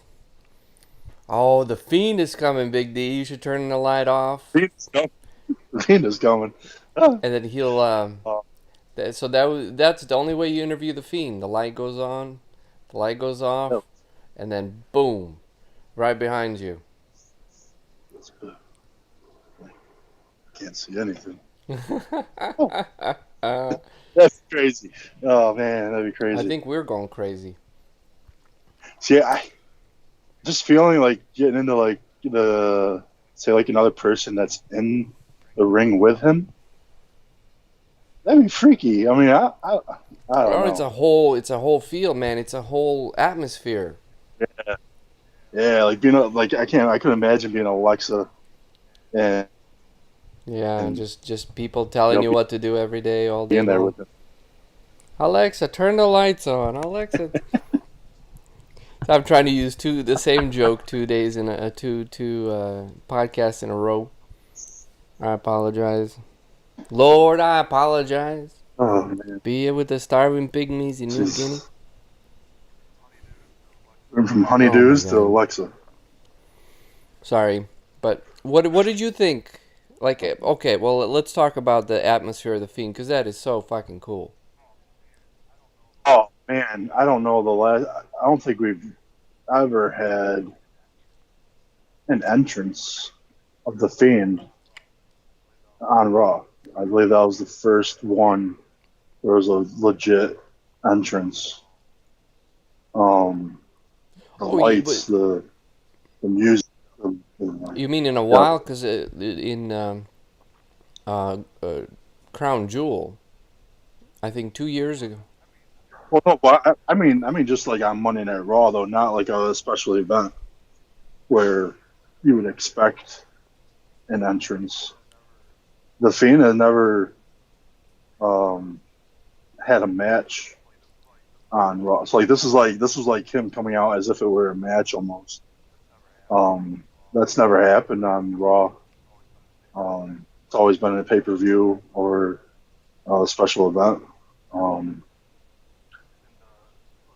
and but to still have that entrance and that's such a small place and there's no you know uh, uh, the like uh, what am I The trying to think of? laser lights and Like everybody's camera phones and uh, that's just part of the ambiance of Bray Wyatt or the Fiend entrance is there's a lot of uh, fan involvement, where the light shining from their phones.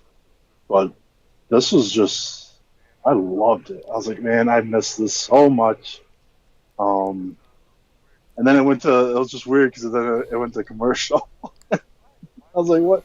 Why? Why would you need to put? And then well, it came back that's how and TV's done, man. That's how TV's done. It's you yeah, hook them and then you just go to commercial because then they'll watch. They'll stick through the commercial. They'll watch the damn commercial. That's just that is like so, writing.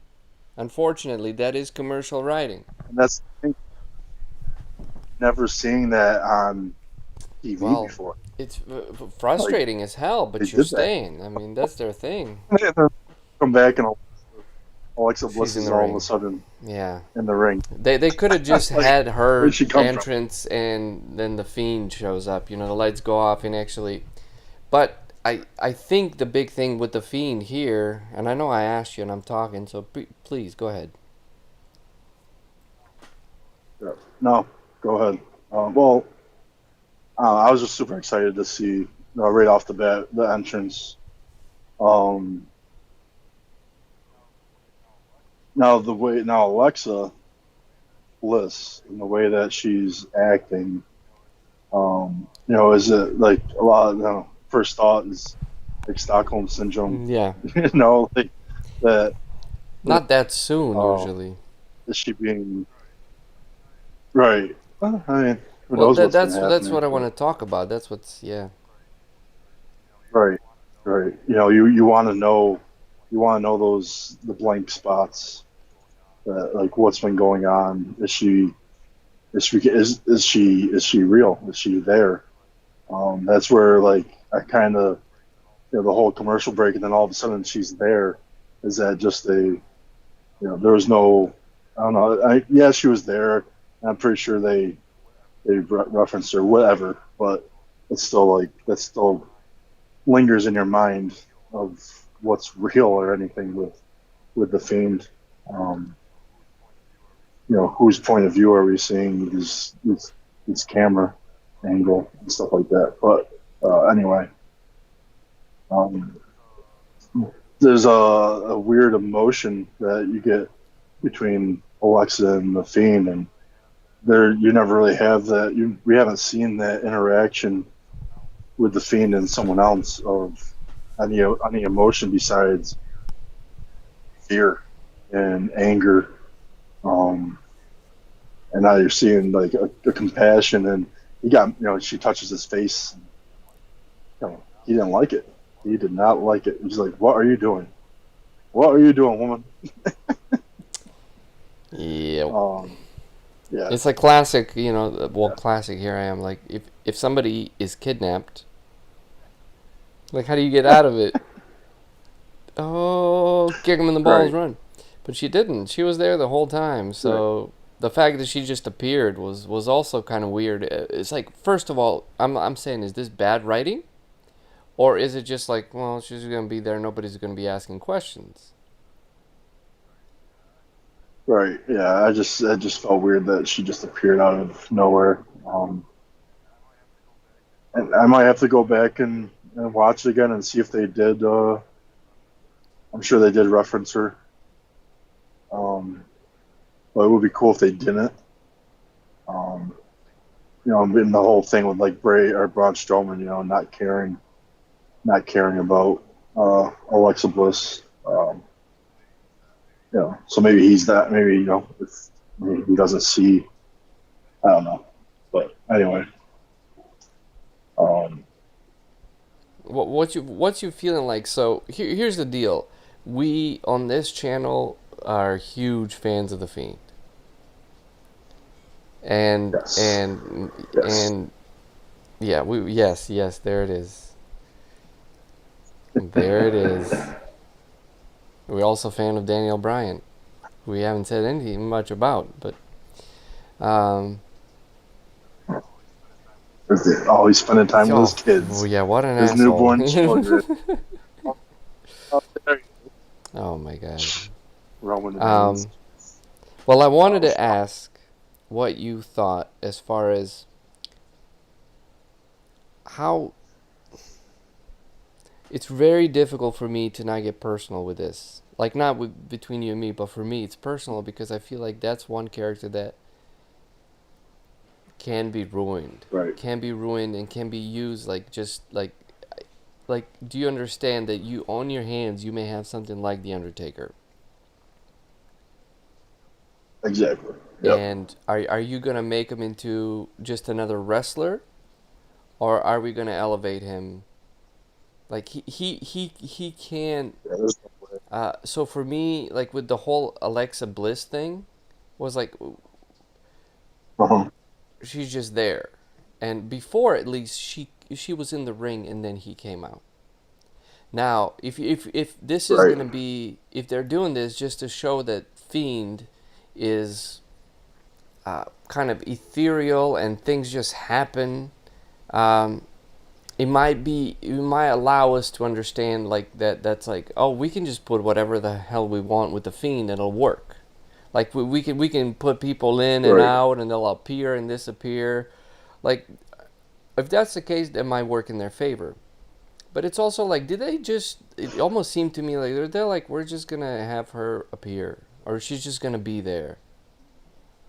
Like, or did I Right. miss something? Because I Right. did That's fast right. forward through some of these things, and I saw red, and I turned on, and it's like it was his entrance, but then she was on. You're like, well, what happened? Right. Like, Yeah.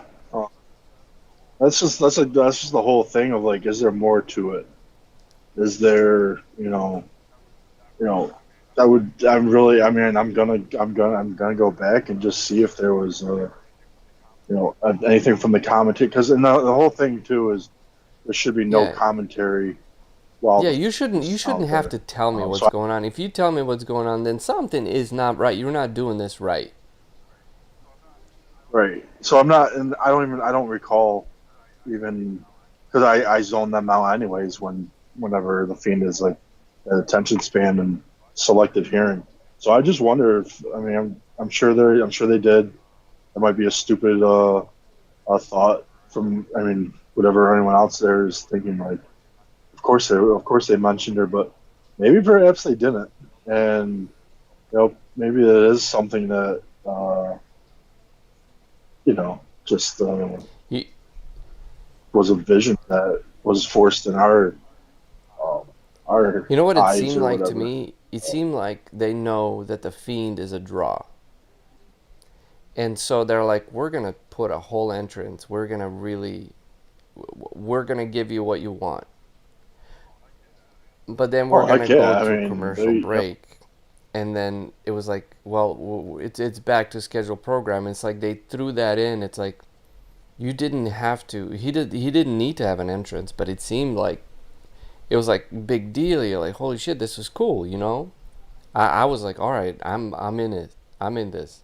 But then I fast forward. Like as soon as anything shows up that I'm like, I don't care. I fast forward, and that's just it's my fault. You know, I was trying to condense the whole thing because I really don't want to sit through a lot of that shit. Um, and what worried me was how Strowman was talking. And so right, that's right. I wanted to talk about. So I once again went to school for writing and directing film, and I've learned some things, and I write like I've written since I writ since I was 16, um, and Mhm. I've performed stuff. uh, Not by any means am I a good writer, nor do I care to be classified as such. And I'm not gonna say but. Mhm. all I'm looking for is a couple of principles. One of writing principles is show, don't tell, which is very Mhm. simple. It's like, don't tell me that you're angry. Show me that you're angry. You know, Right. and if you give me the same anger that I get from all the wrestlers, which is, and it's like this, like everybody has that, you know what I'm talking about? It's like, you're asking Oh, yeah. Strowman to act, basically. First of all, you're asking him to act, but he is not, like, I mean, will he get better? Sure, he'll get better. But you made that point. He's like, they're asking him to act. But what they're giving him is a dialogue. It's like, well, when I got out of the swamp, you're like, what the hell?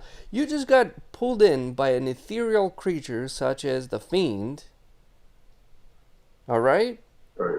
And that Yeah. makes sense. Like, well, it's like, why am I even emotional about this? This is freaking wrestling. But that's just the thing. I enjoy it. So I'm going to be emotional about it. It's just what it is. But he just walked out of the swamp, and we didn't even see him.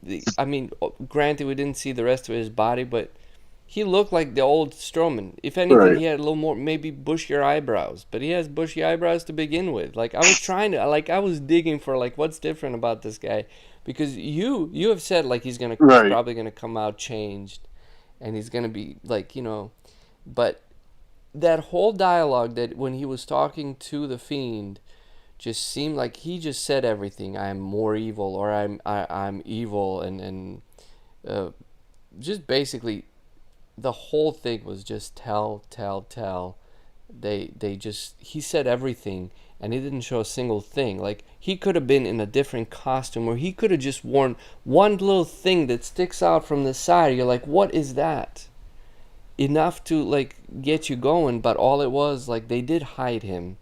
They just showed some of his face, which was, I guess, a good thing. But there was a lot of tell, which begged the question for me, like, do they have, like, enough faith to actually show some things and have people deduct what's happening, or are they like, we need to explain everything on a dot so there is no questions, which also makes it dull, because then you're just it's like, I call it telling shit at me versus, like, show me. Like, he didn't even have to say that many words, you know.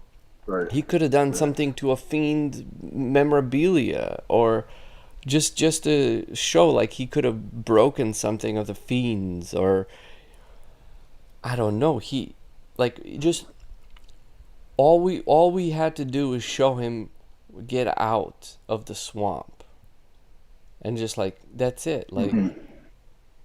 just just walking out. Like, I don't know if you ever watched Freddy versus Jason. Not the greatest movie, but at the very end, he's like walking out with Freddy's head, and Freddy just looks at the camera. It's just like the severed head, and Yep. winks. I thought that was cool. Like, that was cool.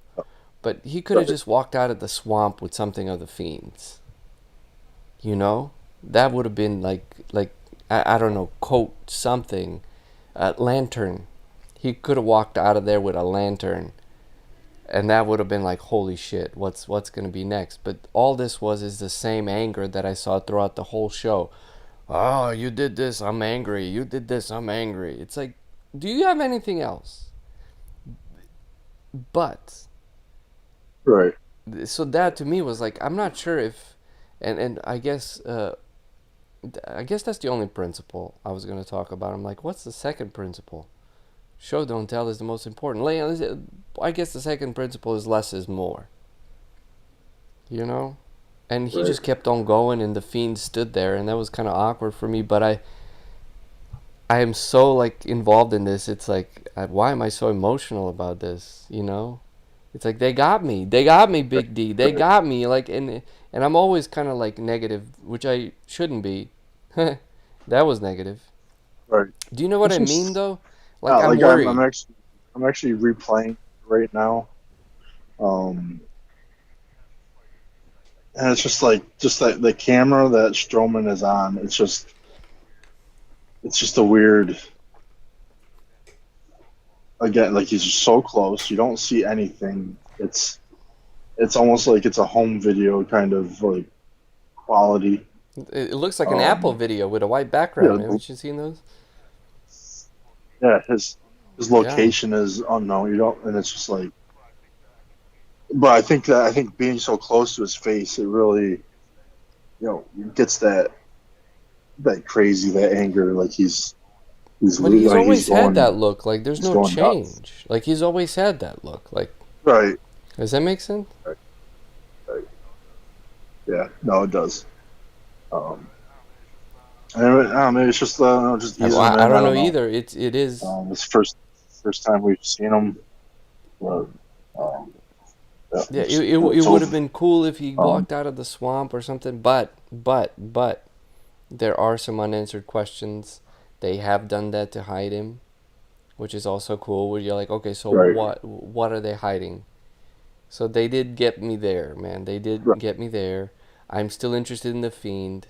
The belt thing is like, what? He doesn't need a belt. But we talked about like getting to Randy Orton.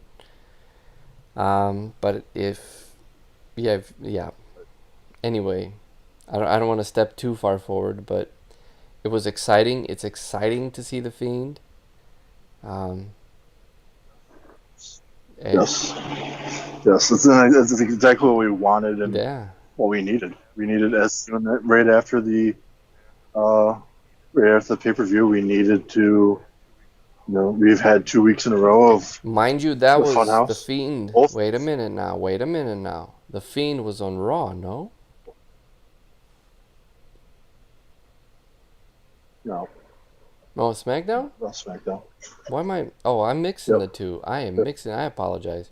For a second there, because we were talking about Raw, I'm like, wait a minute, the Oh, Fiend. No, there's no way he would be. But I was like, if that happens, like, wait a fucking minute, because it's red. It threw me off. I'm thinking about that. I'm like, wait a minute. The main event was it is. It's okay. yeah. So it was Randy Orton and Ric Flair, and they wrote Ric Flair off. That was the main event. Yeah. It's probably because I watched the Fiend after that. I watched that clip again. I was like, wait a minute, was that on Raw? Because that would just he doesn't need the title. Right. I mean, if Bailey can come, the Um, Fiend can't. It's like, come on. right. Exactly. Well, then that's the whole thing with. I don't know. That's just I don't know. I I can't.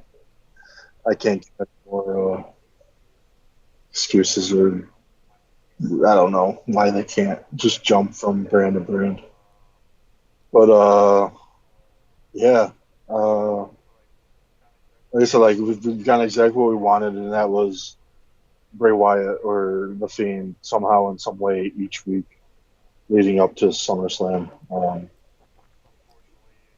Unfortunately, we're doing this a day early, so we have to wait an extra day till SmackDown. Usually it's ooh, tomorrow we got SmackDown, but no, it's in 2 days. Well, not if you were like, 15 years ago. Then it was on Thursday. It was Thursday night. Yeah, That was the only thing so, that was on actually on public television, like televised. On if you didn't have cable, you could watch SmackDown. You could still watch SmackDown on UPN or USA. Yeah, it was UPN. yep, Oh again, man, yep, those were the yep. days. That was the Rock show. So, and the only thing from the whole Fiend coming out of it is that story stronger. I don't know. I mean, I'm. I don't know. Go We did ahead. see Strowman is back, um, but yeah, I don't know if it didn't. I don't think it hurt the feud, the story or anything. Definitely, I don't know. It's just it didn't really do much to it. But we got the Fiend. We've seen him 2 weeks in a row now. Hopefully we're gonna see him next week.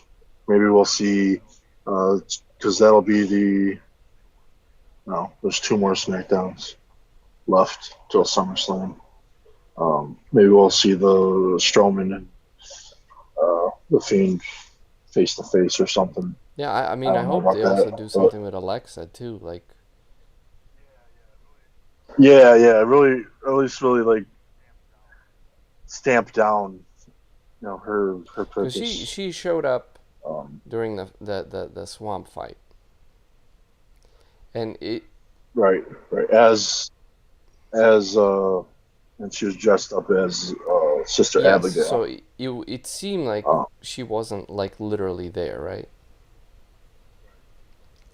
right, right. Like it was a vision. So Uh, then is she was really on SmackDown when the Fiend showed up. So would she not be at SmackDown this time? Or did she just pop up? Like that's what's weird about it. It's like, and if she exactly. is a character, like Sister Abigail, or if she was a uh, like a mirage, then Right.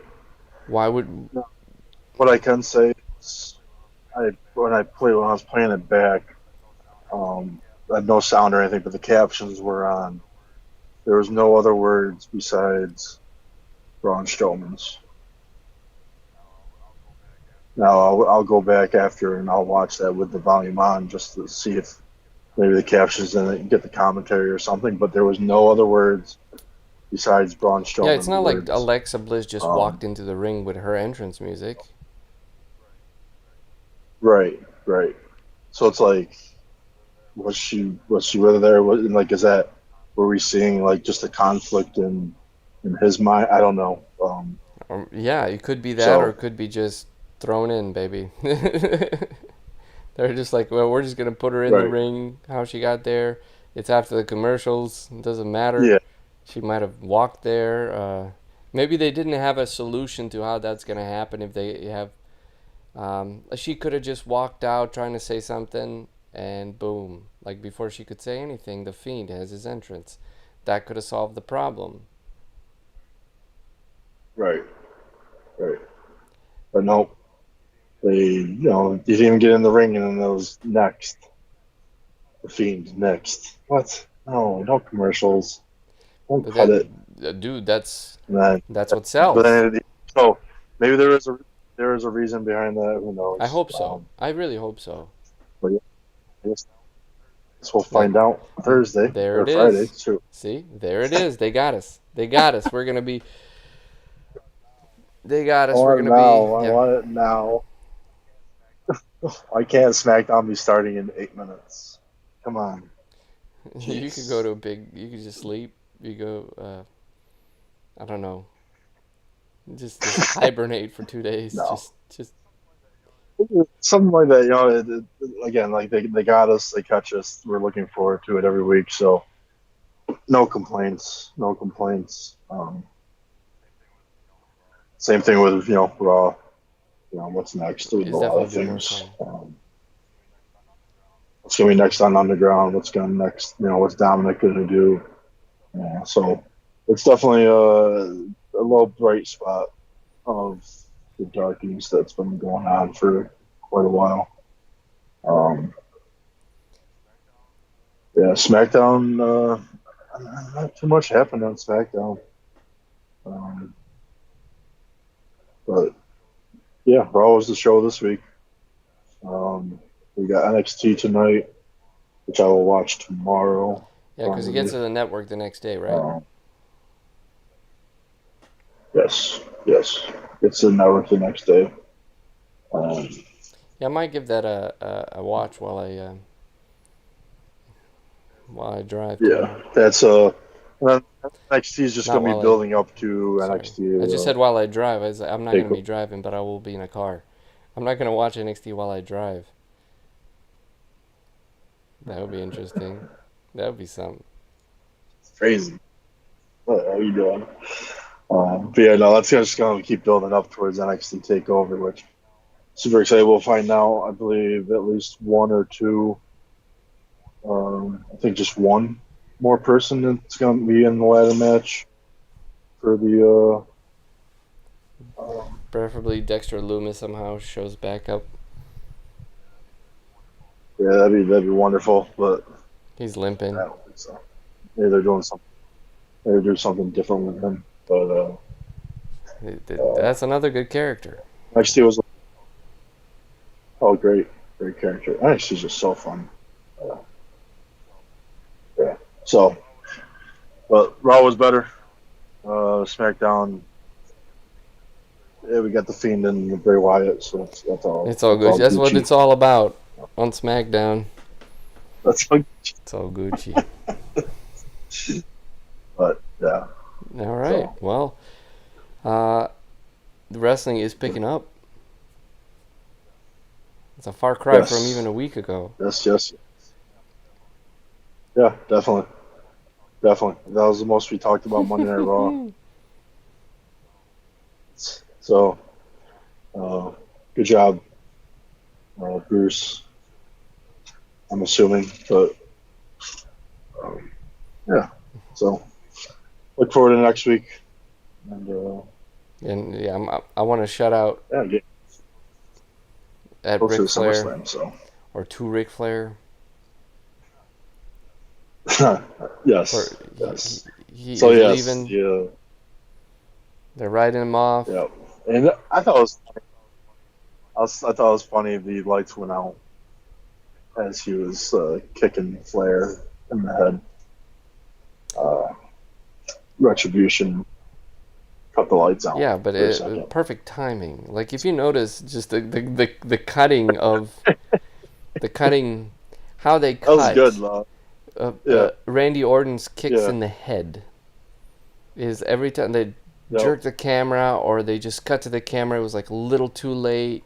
You know that kind of stuff. Oh right. my gosh, I'm sorry. Uh, it's come on, like even in replays, if there are different angles, it's the same kind of like that cut. It's like, sorry, we just missed the kick, but you get to. I mean, of course. So it would be advisable. It's like, dear Randy, maybe don't kick people in the face like that. Step on their face, like rub it in as they're screaming. Like that would make you look like an asshole even more. Like the punt is difficult Right, to execute right. without fucking kicking somebody in the head. And it always has to be Yep. shot a certain way. It just doesn't look right. And then just turning the lights off on Ric Flair. I mean, like, come on. Getting hit in the head just for that little. It's too convenient for me, bro. Right. Too convenient for me. But, Ric Flair is definitely not going to be. I don't know how long, but you said they're writing him off, so it's probably a good idea with the Yeah, coronavirus yeah, and him having to travel and shit. yeah. There's no reason. It just kind of emphasized on his, the whole legend killer aspect. He turned on Ric Flair, and there's no, you know, bigger legend than Ric Flair. So, but yeah, we'll see where this goes with him and McIntyre because it's not really. It doesn't seem like it's just a big focus on the Yeah. feud. It's just more just the focus on Randy Orton. Um, McIntyre has become behind. He is now behind Randy Orton right now um, in that feud. We're watching Randy Orton, not McIntyre. So we'll see what happens with that storyline. I think someone's gonna get involved, and yeah.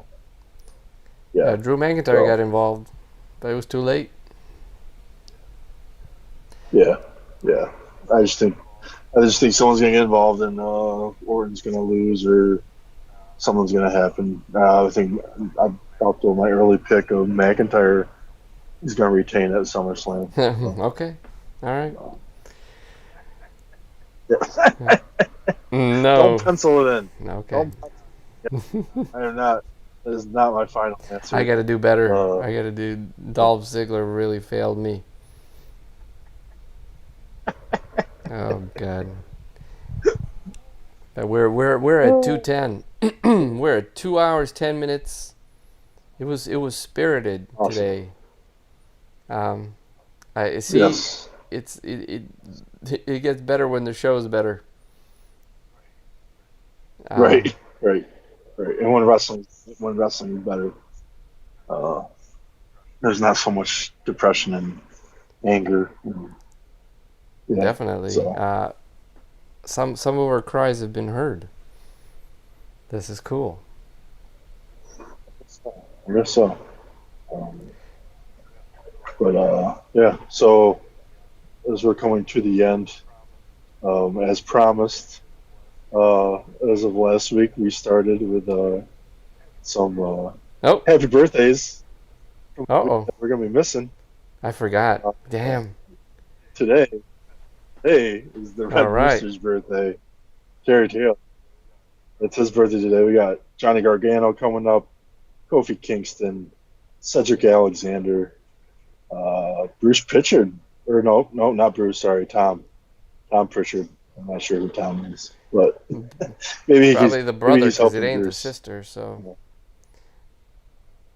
And let's see, got Velveteen wow. Dream and good old Byron Oh boy, Saxton.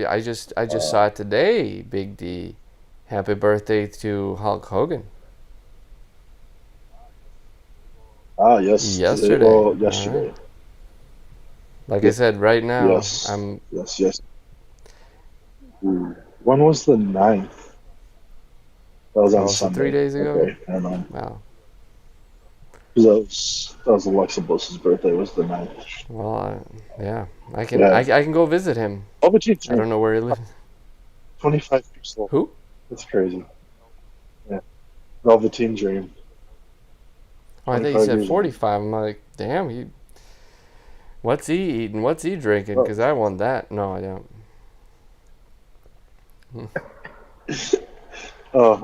I'll Yeah. behave.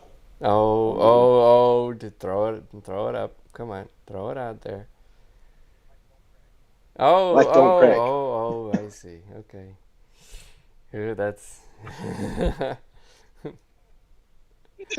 the politically correct Bleh. culture. Uh, we don't want to step on anybody's steps. We're just all jokes, people. We're just joking. We're just joking. All fun and Yeah, yeah, yeah. positivity. You can't do that. You Yes, gotta, like, dude, like, jokes, you gotta be able to joke. You gotta be able to sound like a freaking idiot. exactly. Exactly. Oh, we got a lot of birthdays next week, but we'll get to Mm-hmm. that next week. So, we'll happy birthday to everybody. If anybody's out there, if you're having a birthday this week, happy birthday. Um, You're such a yeah. nice person. I was gonna send them Oh, thank cards, you. but then Thank I you. was Thank like, I forgot about it all about it. you. Hey, I said I was gonna do it, and Well, I what was the promised. Larry Cable guy's So joke? Is like, I went to the graveyard and I asked how many, or I went and bought a card for my dead grandma. And Jeff Foxworthy is like, I'm gonna regret this, but what did the card say? It said, "Get well soon." Oh man, yeah. That's those are the cards I'm sending Hulk get Hogan. her not. Say, "Get well soon." Are we there yet? Nah, I'm kidding. I'm kidding. Come on, Hulk Hogan.